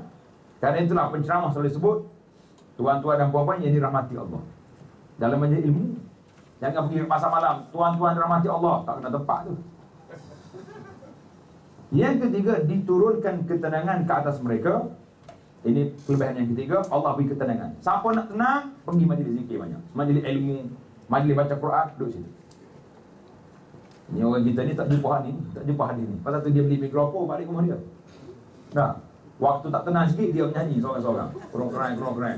Apa orang panggil tu? Mana laka tu. Sampai malam-malam nak berzikir dah macam ni. Orang putih dia buat macam ni. Kalau tak tenang juga, dia minum arak, mabuk situ, susah masalah. Kita nak gimana? Kita ada majlis zikir tu. Yang keempat, Allah menyebut-nyebut tentang mereka kepada para malaikat yang berada di sisinya. Tuhan sebut nama seorang-seorang hari ni. Orang ni nama dalam majlis ilmu, nama. Kalau nak suruh nama kita ni banyak kali disebut oleh Allah. Pagi kuliah duha pun ada, kuliah tengah hari pun ada, kuliah malam pun ada. Hari-hari kita dapat nama kita disebut. Terdapat banyak hadis yang mengenainya dalam bab kelebihan-kelebihan amalan. Jadi syekh kita ni sebut satu pun cukup lah. Hadis yang ke-6, Abu Hurairah radhiyallahu anhu meriwayatkan bahawa Nabi sallallahu alaihi wasallam bersabda, "Ma jalasa qaumun majlisan fatafarraqu ala ghairi dzikrillah illa tafarraqu ala misli jifati himar wa kana dzalikal majlisu hasratan alaihim yaumal qiyamah." Apabila suatu kaum itu duduk dalam satu majlis, lalu berpisah dalam keadaan tidak berzikir, mengingati Allah, tak ada, majlis lara je panggil. Ketika berada dalam majlis tersebut, maka perpisahan mereka itu seumpama berpisah daripada bangkai keldai. Kita buat majlis suka-suka ni, macam orang itu duduk di keldai mati kat situ. Buat apa benda dah? Nak makan pun tak boleh, keldai. Dongki ni, keldai. Majlis seumpama itu akan membawa penyesalan pada mereka pada hari kiamat. Hadis riwayat Abu Daud dengan sanad yang hasan. Saya duduk perhati tengok, bila sebut benda-benda bodoh, mesti dia banding dengan dongki. Pasal apa? Tapi orang putih, bila dia buat kartun, dongki yang banyak dia buat, menyebabkan anak kita minat dengan dongki. Beli juga ni patung-patung dongki simpan kat rumah. Dia nak suruh kita ni jadi bodoh macam dongki. Dongki ni, hemar ni, di antara binatang yang tak boleh makan. Sebab apa? Sebab sifat dia bodoh. Bodoh dongki. Kalau orang banyak makan dongki, bodoh sama dengan dia. Macam juga makan babi. Sebab apa babi tak dimakan? Tengok dalam kitab kita tu, keindahan Islam tu, kerana babi ni binatang yang tidak ada sifat malu, tak ada sifat cemburu, tak ada. Orang yang makan benda ni, hilang sifat cemburu dia, dia boleh tukar bini dia jadi bini orang jadi bini dia. Ini yang berlaku hari ni. Ini bahaya. Baik, jadi banyak sekali dalam macam apa ni, dalam surah Jumaat. Orang yang pikir kita tak tahu apa dalam tu, kama salil himar yahmil asfara, seperti dongki yang duk pikir barang-barang. Kita tahu apa dalam. Pasal tu saya kalau pergi pesta buku, saya bimbang tengok banyak beli buku, baca kedok. Kalau orang tanya, tak tahu. Ni kadang-kadang saya pergi rumah, awak tahu cerita ni, tak tahu, ni dalam buku awak ni ada. Jadi saya beli ya Ustaz, simpan. Kata lebih kurang lah. Saya tak habis ayat tu. Saya kata lebih kurang apa Ustaz? Tak lah. Lebih kurang. Jadi jangan jadi macam ni lah, gitu tak? Buku-buku yang valid. Saya pengalaman saya suka beli buku. Waktu saya belajar di universiti dulu, kalau ada pesta buku di universiti, memang banyak ribu saya akan habiskan duit. Sekali saya hantar balik ke Malaysia ni dengan kargo, dengan apa ni, kontenan 10 kotak. 10 kotak rokok, kotak Marlboro tu. Kotak kita guna tapi isi tak guna. Saya cakap kita buat dia ni macam penyu dengan ibunya lah. Telurnya kita ambil, penyu campak ke laut kan. Cerita penyu dengar kan. Ada orang dia SMS kat saya. Dia kata, Ustaz, saya ambil maklumat dalam blog Ustaz, tapi saya tak nak tulis di mana-mana, daripada mana. Dia takut dengan saya ke macam mana ke, dia takut apa benda takut. Tapi dia nak ambil maklumat. Saya jawab dia, terima kasih kerana ambil maklumat, tapi janganlah Tuhan jadikan saya ni seperti penyu dengan telurnya. Dia pun tak faham telurnya. Dia kata, apa benda Ustaz telurnya? Dia kata telur dimakan, ibunya dicampak ke laut. Kalau dia jawab, adik, tak apalah, saya akan letakkan sumbernya daripada web Abu Anas Madani. Nak tulis yang tu pun takut apa benda. Nak ambil orang kan tak? Alamak. Kita penyu dengan telur pula kita ni. Baiklah. Berpindah pada hadis yang seterusnya. Hadis yang ke-7, yang ke-8. Apabila suatu kaum duduk dalam satu majlis yang tidak mengingati Allah dan tidak berselawat ke atas Nabi sallallahu alaihi wasallam, mereka akan menyesal pada hari kiamat. Jadi jelaslah. Apabila kita tentang kelebihan zikir, kita berpindah kepada kelebihan doa. Antara dalil-dalil yang menyatakan kelebihan doa ialah, doa ni kena banyak. Apa kelebihan dia? Yang pertama, hadis Abu Hurairah radhiyallahu anhu meriwayatkan bahawa Nabi sallallahu alaihi wasallam bersabda, "Laisa syai'un akrama 'ala Allah ta'ala minad du'a." Laisa syai'un akrama 'ala Allah minad du'a. Tidak ada suatu amalan yang paling mulia di sisi Allah selain daripada berdoa. Jadi kita kena doa, banyak berdoa. Doa tak doa kita? Alhamdulillah, rajin doa kan. Sabda lagi, asyraful ibadati ad-du'a. Asyraful ibadati ad-du'a, iaitulah semulia-mulia ibadat ialah berdoa. Hadis yang pertama tadi riwayat At-Tirmizi dengan sanad yang hasan. Hadis yang kedua, asyraful ibadati, ini diriwayatkan oleh Imam Bukhari dalam Adabul Mufrad. Yang ketiga, man la yas'alillah yaghdab alaih. Siapa yang tidak meminta kepada Allah, dia akan murka. Hadis riwayat Imam Ahmad. Itu perbezaan di antara kita dengan Allah. Allah kalau kita tak minta, dia murka. Manusia kalau kita minta, apa jadi? Dia marah. Orang ni kalau minta marah kan. Allah tak minta, Allah marah. Jangan tunjuk sombong. Saya tak payah minta dengan Tuhan. Dah projek yang masuk juta-juta. Agak punya orang dah. Tanya dia bengkerak baru cari ustaz. Hadis yang lain pula menyebut, jadi hadis yang ini, mintalah kepada Allah daripada kurniaannya, sesungguhnya Allah Azza wa Jalla suka diminta jika diminta sesuatu darinya. Hadis yang ketiga ini baik dari segi sanadnya. Yang terakhir perbincangan kita iaitulah tentang adab-adab berdoa. Bila nak berdoa, apa adabnya? Di antara adab yang berdoa ialah, yang pertama, mencari waktu yang mulia, seperti hari Arafah. Nak pergi haji, saya bagi tahu dalam kelebihan haji dulu kan. Kita nak pergi haji ni siap dah senarai, file siap. Waktu nak berdoanya yang paling kuatnya iaitulah ketika waktu wukuf, Zuhur sampai Maghrib. 330 minit anggaran. Jadi kita bagilah minit yang pertama, setengah jam yang pertama doa untuk kita, setengah jam yang kedua doa untuk suami atau untuk isteri, yang ketiga untuk anak ni. Kemudian bagi masa 330 minit, biar habis masa itu dalam keadaan kita berdoa kepada Allah. Cantik tak nanti? Motivasi ini insya-Allah berjaya. Setakat yang lepas-lepas tu ramai sahabat kata, alhamdulillah, dengan pembahagian waktu ini tak terbuang masa, begitu saja. Ramadan dalam bulan, dan dari bulan-bulan yang lain, bulan Ramadan kita kena buat. Bulan Ramadan tu bulan mustajab doa, kerana orang berdoa ni ketika dia berpuasa, ada yang mengatakan hina yaftur, ketika dia buka puasa. Dekat nak buka puasa tu waktu mustajab doa. Kita waktu tu sibuk tu cari menu lah. Menu tu menu ni tak habis lagi, tak cukup lagi. Orang nak puasa, nak apa ni, lari dia punya tajuk. Bulan puasa, bulan berpesta makan. Dan dalam seminggu, hari Jumaat dalam seminggu. Jadi pada hari Jumaat kita ada 2 waktu yang disebut oleh para ulama. Yang pertama, waktu imam duduk mimbar sampai sudah salat. Waktu imam naik mimbar sampai sudah salat. Jadi ulama tu cari kat mana nak doa di sini. Waktu ni bila imam berkhutbah, kita kena dengar, tak boleh lawan dia. Jadi mereka mengatakan peluang yang adanya iaitulah ketika imam duduk antara 2 khutbah.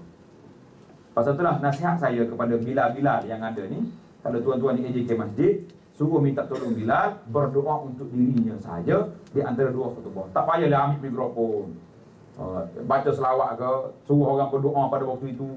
Kerana dia mengganggu orang nak berdoa. Waktu tu je waktu peluang dia berdoa, tiba-tiba Pakcik Bilal kita ni buat pasal pula di situ. Nasihat dia, saya nasihat sungguh. Kacau, mengganggu orang nak doa. Dia Bilal pun doa sendiri, dia kata, Pak Bilal anak kan nak periksa, sebutlah anak nak periksa. Apa yang suruh orang panjang-panjang? Waktu tu waktu mustajab yang waktunya sangat pendek. Nabi kita di antara waktu buah sekadar baca surah Al-Ikhlas, baca surah Al-Wallahu Ahad. Tidak itu. Ini naik. Jadi kita berfokus. Dekat imam nak duduk je, ready. Apa yang nak kata? Selawat, alhamdulillah selawat terus minta. InsyaAllah. Waktu mana lagi? Satu lagi waktu yang mustajab, hari Jumaat juga, selepas di akhir hari Jumaat, sebelum maghrib. Jadi hari Jumaat petang, kalau kita balik rumah awal, siap mandi-mandi, siap dah belum maghrib setengah jam tu, duduk baca doa situ. Di antara buku doa yang cantik lah untuk kita buat doa umum, iaitulah buku doa yang ditulis oleh Dr. Said Qahtani itu, doa-doa yang diambil daripada Al-Quran dan Hadis. Itu cantik. Tapi kena tambah lah. Bila sampai dalam bab ini, kita tambah lagi apa yang belum dia kata dalam bab doa tu umum. Satu lagi buku doa yang saya suka juga, iaitulah buku yang kita beri kepada jemaah haji. Jadi di Arab Saudi tu, di akhir bab tu, doa-doa yang panjang. Kita ambil buku tu, jadikan buku doa kita. Kalau boleh lepas salat asar, setengah jam ke 20 minit nak maghrib tu, baca je buku tu dengan tambahan yang kita nak lah. Sebab dia tak tulis itu apa yang kita nak minta. Dia tak tahu pun kita ada projek kan. Dia tak tahu pula anak kita nak exam. Jadi kita tambah sendirilah. Yang ketiga, yang seterusnya, antara waktunya juga ialah ketika antara azan dan iqamah. Lepas azan, kita sembahyang sunat qabliyah tu, situ kita berdoa. Doa terus. Selepas sembahyang kita doa. Ada juga selepas sembahyang ini ada 2 pandangan. Sama ada aqibas salah, mana lepas kita bagi salam, ataupun di akhir salat sebelum salam. Lepas kita tahiyat tu, lepas kita salawat kepada Nabi sallallahu alaihi wasallam, sebelum bagi salam doa kat situ. Kalau ada permintaan apa-apa, letak kat dinding siap-siap, baca situ. Baca Arab tapi. Jadi kalau ada projek nak minta tu, nak sebut bahasa Arab dalam salat payah, pergi minta ustaz tolong tulis dengan baris-barisnya sekali, letak situ baca di akhir salat. Boleh. Kalau nak baca dalam sujud tak nampak dah. Waktu kita ambil akhir salat. Saya ajar yang mudah-mudah ya. Nak suruh mampu buat. Ini projek kita. Ustaz, projek kita ni ibadat yang mampu dibuat. Oh, tak payah macam ni. Suruh upah ustaz lah. Ustaz nak upah, dia cek juga berapa dia punya ratus nak bagi. Kalau tinggi, saya kalau projek juta-juta, 1% saya terima dah. Dah. Projek juta 1% kata ribu dah dapat kan. Tak apa, lanjut sikit doanya kan. Kita tak berfikir lah nak panggil. Tapi naknya kalau boleh, kita sendiri yang berdoa untuk kita. Nak tawasul dengan orang-orang saleh tu boleh lah. Suruh dia doa, tapi cakap tadi lah, dia pun tengok jugalah berapa banyak yang kita bagi kan. Lagi tinggi darjat, lagi lama dia punya makam tu. Ketika turun hujan turun. Mula-mula hujan turun, doa terus. Kita sibuk nak angkat kain, tak doa je kita. Doa sekejap. Allahumma fili wali-wali sampai nak angkat kain. Dia nak je, kalau boleh, kalau kita pakai pier ni, biar kena air sikit. Kalau orang muslimat jangan ada buka tudung pula. Dia tu ustaz suruh buka. Buka pula tengah-tengah basah. Jangan aku nak majlis aku. Ketika Ketika berperang pada jalan Allah, tengah duduk jihad tu kita baca. Ketika mengkhatamkan Al-Quran, tadi cerita Anas tadi kan, Anas kumpul anak-anak dia bila baca Quran. Tak usah panggil orang ramai lah. Nanti pula elan ke masjid, jemput rumah saya ya, lepas asar ni saya nak khatam Quran. Tu jadi riak lah pula tu kan. Tulis dalam Facebook, hari ni dah khatam Quran. Apa tak payahlah cerita. Itu dia panggil alat riak zaman moden. Apa khatam Quran tulis? Malaikat dah tulis, jangan bimbang tuan-tuan. Saya dah, Allah Ta'ala dah lantik tugas malaikat ni, kiraman katibin, dia tulis tak tu. Jangan bimbang. Ketika sujud, dalam salat kita sujud, kita baca ketika tu. Ketika berbuka puasa dan ketika hati khusyuk atau merasa takut, pada waktu itu lebih dekat. Kerana bila kita tengah khusyuk, kita takut, kita doa pun air mata dia mudah nak keluar.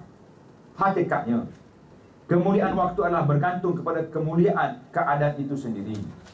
Contohnya, waktu sahur dimuliakan kerana ketika itu hati masih bersih dan kosong, tak mikir panjang. Begitu juga waktu sujud, ia adalah keadaan yang menggambarkan kehinaan kita kepada Allah. Demikian juga dalam salat yang lain, kerana waktu salat itu waktu kita berinteraksi terus dengan Allah.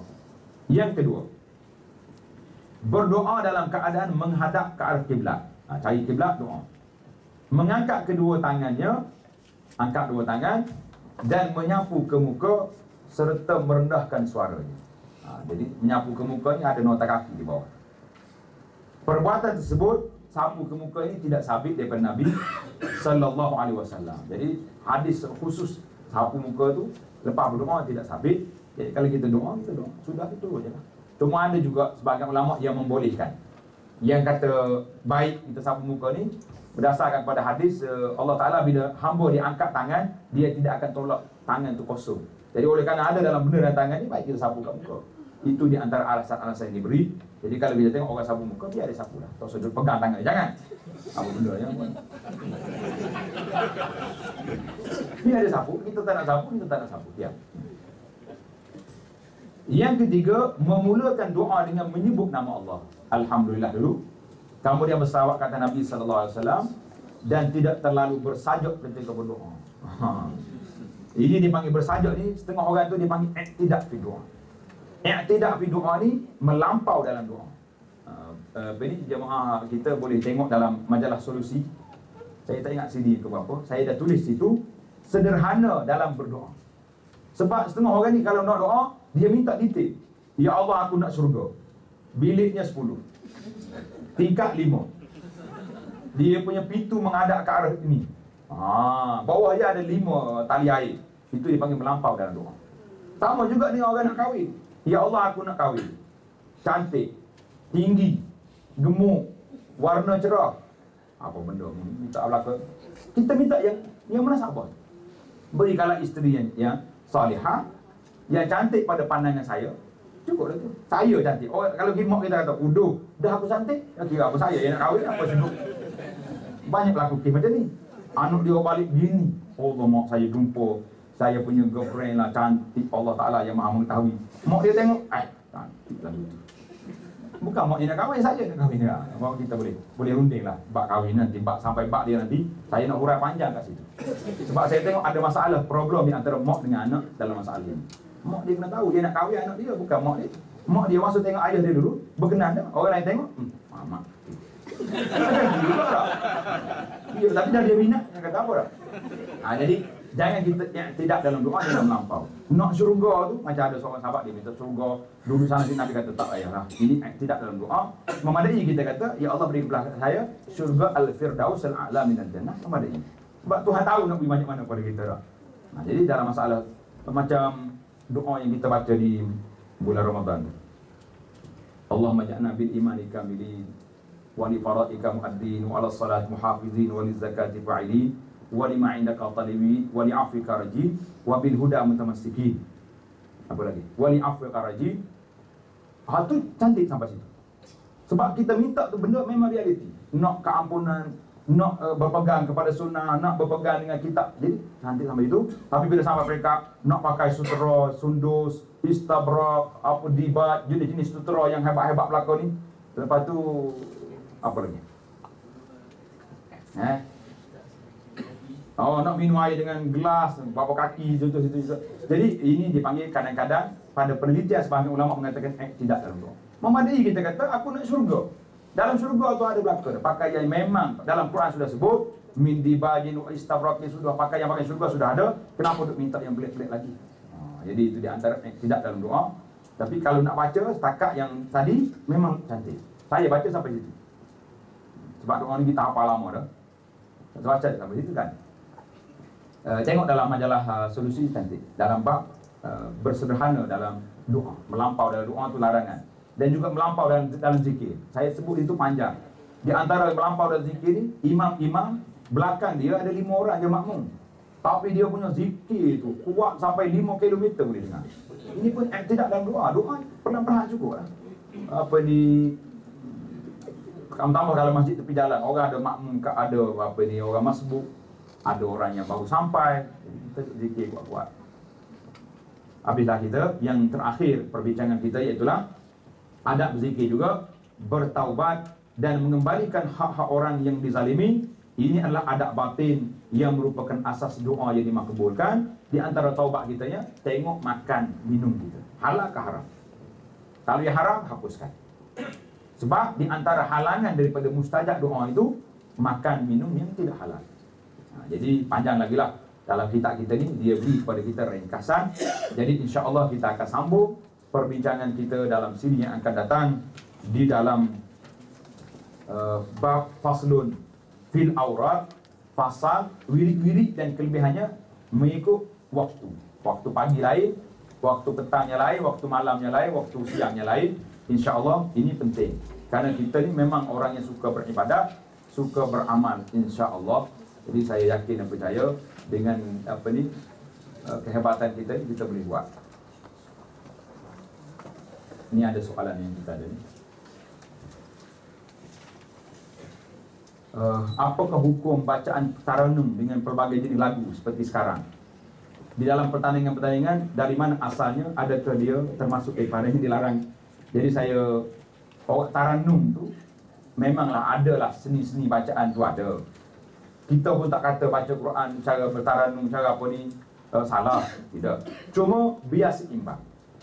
Kalau kamu boleh menghabiskan 2-3 jam satu hari berlatih taranum, kamu kena berlatih juga 3 jam berlatih memahami ayat yang kita baca. Baru ada faedahnya. Tapi kalau saya kata taranum kerana nak ambil trofi, nak ambil hadiah je, Quran tidak diturunkan untuk berhadiah-hadiah.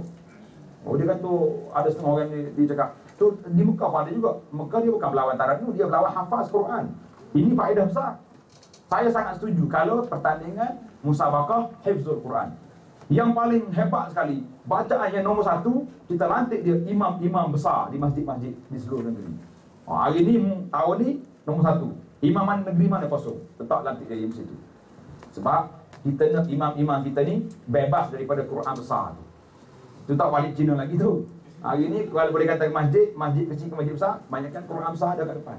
Maknanya imam tidak hafiz. Jadi kita nak imam yang berdikari dengan hafalannya. Setengah golongan gunakan hadis berkumpul untuk zikir sebagai dalil zikir secara jemaah, kumpulan tarekat. Jadi sebagaimana telah disebut oleh Ibn Jazir tadi, hadis berkumpul itu bukan makna kita berkumpul kerana tu, tapi kebetulan kita berkumpul, kita baca Quran. Jadi dia tak ada orang dalam majlis ni tak payah Pujiman nak baca Quran, saya kena lari keluar sekejap. Tak. Dia duduk sekali, tak ada masalah, dia boleh dengar, boleh itu. Dan kita berkumpul di zikir di sini bukan makna zikir satu. Zikir kita baca. Saya suruh tuan-tuan baca subhanallah, alhamdulillah, Allahu akbar. Jadi semua saya kata dalam masa 5 minit ni kita zikir. Semua baca. Seorang-seorang baca. Jadi tak jadi. Itu jadi majlis zikir.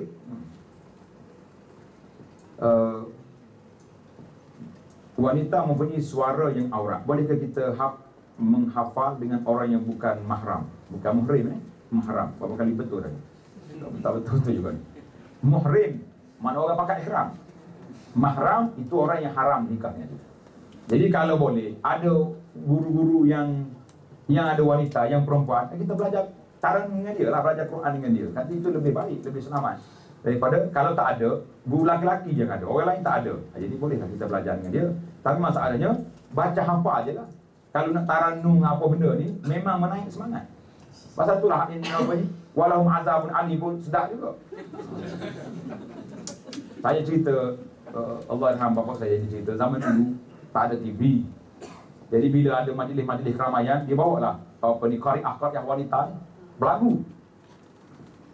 Bukan setakat sedapnya bacaan, dia bahasa lebih teruk pada tu lagi. Oi, sedapnya suara, kalau boleh turunkan baka sekali. Sampai peringkat itu. Dahsyat. Jadi Quran tu jadi mainan, bukan jadi satu benda yang kau dimaafkan saya. Saya baca buku agama yang mengatakan bahawa siapa yang menghafal Al-Quran dan diberi ganjaran itu boleh masukkan 70 orang Islam ke dalam syurga. Adakah itu sahih? Jadi ada setengah riwayat mengatakan orang yang hafal Al-Quran ini, dia boleh bagi syafaat kepada keluarga dia, boleh bagi syafaat kepada keluarga dia. Tapi nak tentukan berapa puluh orang itu, kita kena cek pada hadis lah. Muslimah haid pegang Quran, dia pegang apa? Dia tanya, pegang tu kan apa? Nak angkat Quran ni, nak daripada jatuh, itu boleh diangkat. Cuma masalah haid ke, masalah tak ada wudu ke, pegang Quran ini, masalah khilafnya besar di kalangan para ulama Islam. Ulama Ahlussunnah ni khilafnya besar. Ada sebahagian mengatakan Quran ni boleh kita pegang tanpa ada wudu. Tetapi yang lain kata pegang berwudu itu baik. Jadi bagi saya, keluar daripada khilaf dalam masalah ini, cantik, yang terafdal, yang terbaiknya, kalau nak ada wudu, nak pegang Quran, biarlah kita berwudu. Bahkan para ulama mengatakan, di antara berkat ilmu itu, kalau nak mengaji ilmu pun, pegang kitab pun kena ada wudu. Itu dari sudut keberkatan, dari sudut kebaikannya. Tapi kalau orang itu perlu, maka dia boleh angkat dengan sebab-sebab yang tersebut. Perlu beralah pakai sarung tangan, tak payah pakai sarung tangan apa. Kalau perlu tadi kita angkat je letak. Tapi kalau tak ada keperluan, tak payah kita angkat. Hadis yang sebaik kamu ialah orang yang mempelajari Al-Quran dan mengajarkannya. Soalannya kita mengajar ngaji Quran tapi telah tetapkan iuran tetap. Sedih kita ni. Kalau tak tetap iuran, nanti student tak payah. Guru memang pendapatan dan hasil mengajar, harap uruskan, ulaskan. Jadi masalah tetap iuran ini bukanlah banyak sangat, mungkin RM20 sebulan. Itu kita kena tahu, zaman dulu dia tak ada iuran. Tapi anak murid nak belajar, kena isi tempayan guru dulu. Ingat orang lama-lama ni, nak naik rumah tu isi RM20 seorang letak. Itu iuran lah pada masa tu. Tak ada orang pertikai pun. Zaman kita gini, ustaz terpaksa kena sewa kedai, sewa bangunan. Ustaz sendiri terpaksa kena bagi elang kepada orang mengajar. Tak banyak sangat pun. Jadi iuran-iuran yang dikenakan di sini bukanlah bercanggah dengan dasar Al-Quran itu. Kerana kita kena ingat, Nabi kita kan membenarkan sahabat yang pergi jampi.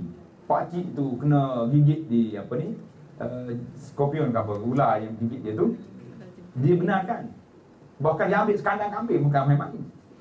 Betul juga, dia ambil sebab pakcik tu bakhil sangat dah. Dia nak jadi tetamu di kampung. Orang tahu kampung ni kata, tak mahu. Duduk di pinggir, tiba-tiba sakit mami tak tolong kita. Kalau kena saya letak tinggi juga tu.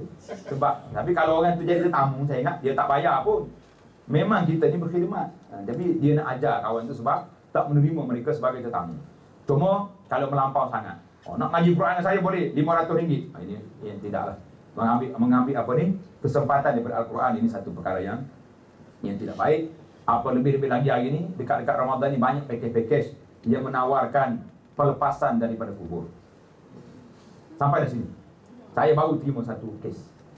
Seorang makcik dia telefon, dia kata, Ustaz, saya telah diberi tawaran istimewa. Kata apa tawaran?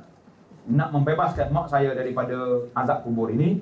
Ustaz tu kata, Ustaz, dia kata kena bayar satu kali khatam Quran RM500. Jadi insya-Allah untuk bebaskan mak awak ni, awak kena bayar 10 kali khatam Quran. Jadi RM5,000 kena cari duit. Makcik dia telefon direct saya. Dia kata, habis bayar dah? Dia kata, belum lagi. Saya tengah mesyuarat dengan anak-anak nak cari kat mana duit ni, nak bayar ni. Sebab saya sayang mak saya. Lebih daripada itu lagi, dia kata, kalau dah cukup 10 kali ni, insya-Allah mak awak datang terus dengan pakaian yang cantik. Terima kasih pada anak cucu semua kerana telah membebaskan daripada azab kubur. Dia kata, wallahualam, kalau ada duit nak bayar, tapi cerita tu tak ada lah. Ini banyak dekat bulan Ramadan ni akan timbul dalam internet. Dia tak main cara main-main dah sekarang, online sekarang ni. Bayar, letak nama, bank ni terus dalam akaun yang ada ni, kita akan bacakan Quran. Allahuakbar, macam-macam cerita ini. Kita kena ingat ibadat ni. Kali dibuat kerana bayaran, adakah boleh pahala? Pada pandangan saya lah, apa yang saya baca dalam kitab-kitab, saya tetap bersama dengan kitab Aqidah Tahawiyah yang mempertahankan pahala sampai kepada orang mati. Ada setengah orang ustaz dia kata, apa ni? Pahala sampai orang mati. Imam Syafi'i kata tak sampai. Tak saya tunjuk pandai sangatlah. Akidah Tahawiyah pun akidah Salafi yang mengatakan pahala sampai. Ibnu Taimiyah pun kata sampai pahala. Ibnu Qayyim dalam kitab Ar-Ruh 35 dalil dia bawa sampai pahala. Nanti kejap saya keluarkan kitab Ar-Ruh ni dalam bab yang ke-16 yang bincang tentang sampai pahala orang mati. Saya keluar salah untuk menghilangkan keliruan. Tapi kita kena bezakan di antara amalan-amalan yang dibuat. Yang dibuat kata 3 hari, 7 hari, itu lain cerita. Jadi sama juga dengan amalan bayaran-bayaran, fees yang dikenakan itu. Sampai 10,000 nak bebaskan mak tu. Itu cerita lain. Jadi bulan Ramadan ni banyak sibuk. Boleh benar ada seorang ustazah berkata selemah-lemah iman adalah khatam Al-Quran sebulan sekali. Nasib baik dah tu. Sebulan sekali tu, bukan lemah dah tu. Hebat dah tu. Saya takut sebulan, tahun sekali pun tak khatam. Ini dia selemah-lemah iman. Tak apalah, kita ni mengakulah kita ni OKU dalam bidang ibadah. Tapi jangan tertinggal Al-Quran. Bacalah sebanyak mana. Saya tahu, bukan orang tak nak baca. Ada sebagai jemaah kita ni, dia mengaku itu, saya ni ustaz, saya nak baca Quran, tapi saya nangis, tak jawab. Kita tahu lah dia tak kerti baca Quran. Bila musim haji, saya bagi tugas, awak kena baca Quran. Paling tidak pun satu pergi Arafah ni sekali khatam. Dia main ngadu dengan saya suka ustaz bukan tak nak baca. Habis, saya memang tak kena. Saya ni memang buta huruf. Saya tahu Fatihah, Qul Huwallahu Ahad, takat tu dia tahu ustaz. 3 kul dia tahu. Saya kata baca yang tu. Habis, peganglah Quran tu. Takut orang tengok tak baca sangat, jadi tawar sangat saya punya arahan tu. Dia mengaku, boleh katakan orang kita ni setara dengan negara Cina komunis dulu. Komunis dulu waktu saya melawat Cina, kita dah kat sini kan. Lepas maghrib, dia ada kelas. Dia tak ada dah kuliah umum, atas masjid tak ada. Dia ada kelas, keliling masjid ada kelas. Dia kata ustaz nak masuk kanan ke kiri. Saya kata saya masuk semua. Kita masuk belah ni tu. Masuk belah kanan ini, yang belajar Abata Sajaha ni, orang tua-tua belakang. Dia kata ini kesan peninggalan Mao Zedong zaman komunis dulu yang tidak benarkan salat, tak benar baca Quran, tak benar apa-apa. Maka orang tua ni terpaksa masuk tadika balik, masuk pasti semula baca Quran. Tak apalah, sempat lagi. Kita pergi di belah kiri masjid, ni generasi sekarang. Orang budak-budak yang baca Quran. Jadi sempat lagi dia baca Quran. Jadi kalau di negara Malaysia yang telah merdeka 56 tahun ni, masih lagi ada taraf dengan negara komunis Cina tu, berat tak berat kita? Berat. Siapa yang nak ambil masalahnya? Jadi kalau ustaz-ustaz kita menghabiskan masa dengan duk cari fida lain, tidak tumpu kepada nak menyelamatkan manusia hari ini, berat kita. Berat tak berat? Berat. Saya tengok ada ustaz-ustaz kita ni hebat dia. Dia boleh Islamkan orang kafir. Hari-hari dia boleh Islam. Tiba-tiba kita pertikai pula dia ni. Allahu Akbar. Seorang hamuk kamu tak Islam kau kan tu. Apabila sebelum macam mana kita nak khusyuk dalam salat dan bolehkah kita mengajar budak yang berumur 4 hingga 5 tahun tapi sedangkan kita belum menghafal Al-Quran? Tak ada masalah. Kita hafal dia pun kita tengok Quran kan. Jadi oleh kerana otak kita ni jam dah, nak hafal Quran tak boleh. Kita hafal anak kita, cucu kita yang masih fresh otak dia boleh masuk Quran. Jadi tak apa kita hafal. Kita hafal ni kita tengok tengok kita punya mushaf. Ayat 1000 dinar, surah At-Talaq. Adakah dibolehkan membacanya sebagai zikir seperti ada tertulis dalam setengah-setengah kitab? Tak ada riwayat yang sahih yang mengatakan ayat 1000 dinar. Ayat nama 1000 dinar pun tak ambil di mana. Tak mari dalam hadis Alfu dinar dalam Quran tidak ada. Tapi ayat ini telah digunakan oleh sebahagian orang. Waktu saya ceramah tentang cerita dalam Al-Quran, ada seorang bangun. Dia kata hebat ustaz ceramah. Tak kata nak puji, ada benda apa? Dia kata ustaz baca surah Al-Kahfi yang Nabi Musa dengan Khidir pergi baiki dinding anak yatim, harta. Dia kata bukankah dalam harta, dalam harta anak yatim tu dinar dengan dirham? Tahulah nak pergi ke mana kan? Nak cerita dia ya? Yang kita kena pakai dinar dengan dirham, tak boleh pakai duit kertas. Saya senyum. Saya kata betul, pandai sungguh awak cari. Tafsir mana yang kata dinar dirham tu? Kalau tafsir tu sebut dinar dirham, confirm betul 1000%. Sebab zaman dulu tak ada orang pakai duit kertas. Semuanya pakai dinar dirham lah. Apa yang boleh? Oh, dia kata ustaz, saya nak suruh ustaz highlightkan bahawa kita ni kena kembali pada dinar dengan dirham. Saya kata saya nak kembali juga, tapi saya nak beli dinar awak tu dengan duit mana? Sudah. Semacam gitu. Janganlah, kita ustaz ni jangan mudah terperangkap. Jangan mudah terperangkap. Orang attack sikit, kena selalu. Berat kita. La ilaha illallah. Saya ada dua soalan. Apa ni? Macam mana kita nak nasihat orang yang jahil untuk menutup aurat dengan sempurna? Dan adakah orang yang menghafal Al-Quran dulu baru maknanya boleh? Dua soalan. Yang pertama, orang yang jahil tak tutup aurat. Yang tak jahil pun tak tutup aurat juga kan? Masalah ini bukan masalah yang payah. Bagi orang yang beriman, yang dia tahu undang-undang Islam, dia tahu ini kewajipan dia sendiri. Kewajipan dia, maka dia buatlah. Sebagaimana dia wajib salat, dia wajib juga tutup aurat. Masalah makna dengan bacaan, gebar dua sekali. Kita boleh baca taranum, boleh baca ni, dan kita boleh baca artinya sekali dalam terjemahan yang ada. Saya baru mengenali Al-Quran, Alhamdulillah. Boleh baca tapi merangkap. Dan saya ditegur lambat membaca ketika kelas. Jangan ditegur lah, Ustaz Yunus. Rakan saya tu menyuruh saya lebih banyak berlatih dari hadis kelas lain. Seperti kelas ni. So berlatih Quran lah. Tidak betul rakan awal. Saya kurang berlatih di rumah tapi masih mencuba untuk surah-surah lazim. Jadi kelas Al-Quran dia ada masa dia. Jiwa kita pun kalau di Quran saja mungkin kita letih juga. Baik kita mari belajar hari ini kelebihan baca Quran. Kenapa tidak faedahnya? Ada banyak lagi. Nanti siri yang akan datang kelebihan zikir-zikir. Ini semua motivasi kepada kita lebih menguatkan. Cuma kita kena ingatlah, saya bagi khabar gembira kepada yang bertanya ini. Nabi kata orang yang mahir baca Quran bersama dengan malaikat al-kiramil bararah. Tapi orang yang baca Quran dengan terangkat-rangkap, wahwa yuta'ti', maka rangkap baca Quran, falahu ajran, dia boleh dua pahala. Satu pahala baca Quran, satu pahala letih nak habiskan surah yang dia baca, merangkap. Tahniah boleh dua pahala. Dan jangan yang pandai ni nak merangkap pula, jangan pula. Ada kesunat bagi kita mengaminkan doa dalam program TV. Ustaz baca untuk dia ya tu. Amin, amin. Nak baca amin sebagai orang panggil jiwa manusia. Bila dengar orang doa, dia amin tak jadi masalah. Bahkan kalau menyentuh perasaan dia sendiri, insya-Allah dengan alat yang moden ni orang tu doa depan kita. Nah, boleh amin kan. Cuma tidak disyaratkan. Macam kita dengar azan dalam radio. Apakah kita wajib kena jawab? Tak wajib jawab, tapi kalau kita jawab insya-Allah boleh pahala. Sebab jawab azan lah. Jawab azan ni kita ikut dia kata Allahu Akbar, kita Allahu Akbar juga. Jangan boleh marah. Azan dalam radio. Habis nak dengar lagu lain. Tak sebab jawab azan tu boleh pahala jawab azan. Kalau tidak boleh pahala azan pun. Sebab dalam radio. Cuma dari segi hukum tak wajib. Yang wajibnya kita kena jawab azan yang kita nak pergi salat. Bukan wajib lah mana kita yang kita kena jawabnya. Jadi kalau kita tengah jalan tu ada lima mikrofon. Dalam radio satu. Dalam telefon satu, dua. Azan. Duk berlawan. Buka tingkap masjid belah ni satu. Kita nak jawab yang mana? Ulama kata kita kena jawab azan yang kita nak pergi. Masjid mana kita nak pergi? Kita ingat bila ni aku nak pergi. Jawab yang tu. Ada cadangan daripada pendakwah yang mencadang kita menukarkan sebutan Al-Quran yang mewakili kepada naskah Al-Quran kepada mushaf. Tak ada masalah. Nak panggil Quran ke panggil mushaf ke panggil apa, satu istilah. Tapi mushaf tu maknanya ni lah, Quran yang bersurat. Tak sedut banyak sangat istilah. Kita banyak menggunakan apa ni, beramal dengan Quran. Tak apa nak tukar-tukar. Baca ayat Quran doa dalam sujud, boleh? Rabbana atina fid dunya hasanah.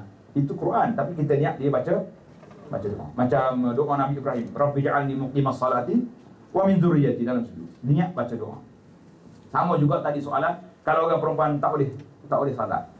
Haid, nifas, boleh tak boleh dia baca zikir petang, pagi yang ada ayat Quran, ada 30, ada ayat kursi, boleh baca. Boleh ke dalam usul fiqh ada istilah dalil qat'i dan dalil zanni serta pecah-pecahannya? Boleh Ustaz jelaskan? Insya-Allah. Nak tunggu sampai pukul 1. Dalil qat'i itu mana dia qat'i ada dua. Satu dia panggil qat'i subut, qat'i dilalah. Mana qat'i subut dalam Quran sabit semua dah, mutawatir semua. Quran tak ada Quran yang tak mutawatir. Tapi dari segi dalalahnya apakah sama? Macam quru, salah satu quru, 3 quru. Orang perempuan yang bercerai kena tunggu 3 quru. Jadi quru situ ada yang kata haid, ada yang kata suci. Itu pun tak qat'i dilalah. Jadi adalah perbahasan you. Cantiklah. Sebenarnya soalan ini menunjukkan dia ni pelajar. Ada yang mengatakan Imam Mahdi termasuk perkara usul dan mengatakan perkara furu'. Boleh Ustaz jelaskan? Saya ingat perbincangan ini telah dibahas panjang. Nah, jadi kenapa kita nak ulas? Tanya yang lain lah. Kalau kita baca surah dari ingatan dan tidak buka Quran, adakah ia juga dikira sebagai membaca Al-Quran? Qiraah di sini bukan mana tengok. Tak syarat tengok, kalau kita baca pun kita baca qiraat Quran. Cuma kalau tengok tu boleh pahala mata tu. Daripada kita duduk melilau tengok atas. Doa musafir pun mustajab kan? Nah, sahih. Jazakallah. Kerana kalau orang musafir di antara doa yang mustajab, dalam kitab ni dia buat ringkas. Dia tak bawa semua.